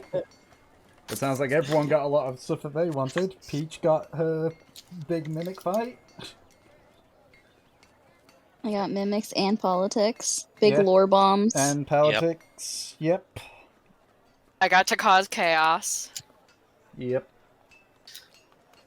I got to be useful. Mm-hmm. Like, Yeah, that was a fun session, and yeah, as I said, that just seemed to be the best place to end it off. Just emotionally torturing a Dragonborn who's only just like around an adult. around the same age as them. Yeah. You figure he may be a little bit Fucking- younger, like maybe just. You said gone like about- 22. In his early 20s, I said. Okay. Nem's like He's only 23, so. 24. He looks a bit younger Fucking- than the two of you. Oh, Oh man. my god. So to 20 Sweetie. to Should I say 22 it? sounds about right. Just, oh man, I feel really bad for this guy. Yeah. Fucking tail down the spine, though. That was fucking fantastic. I Nem think probably has the like, same reaction.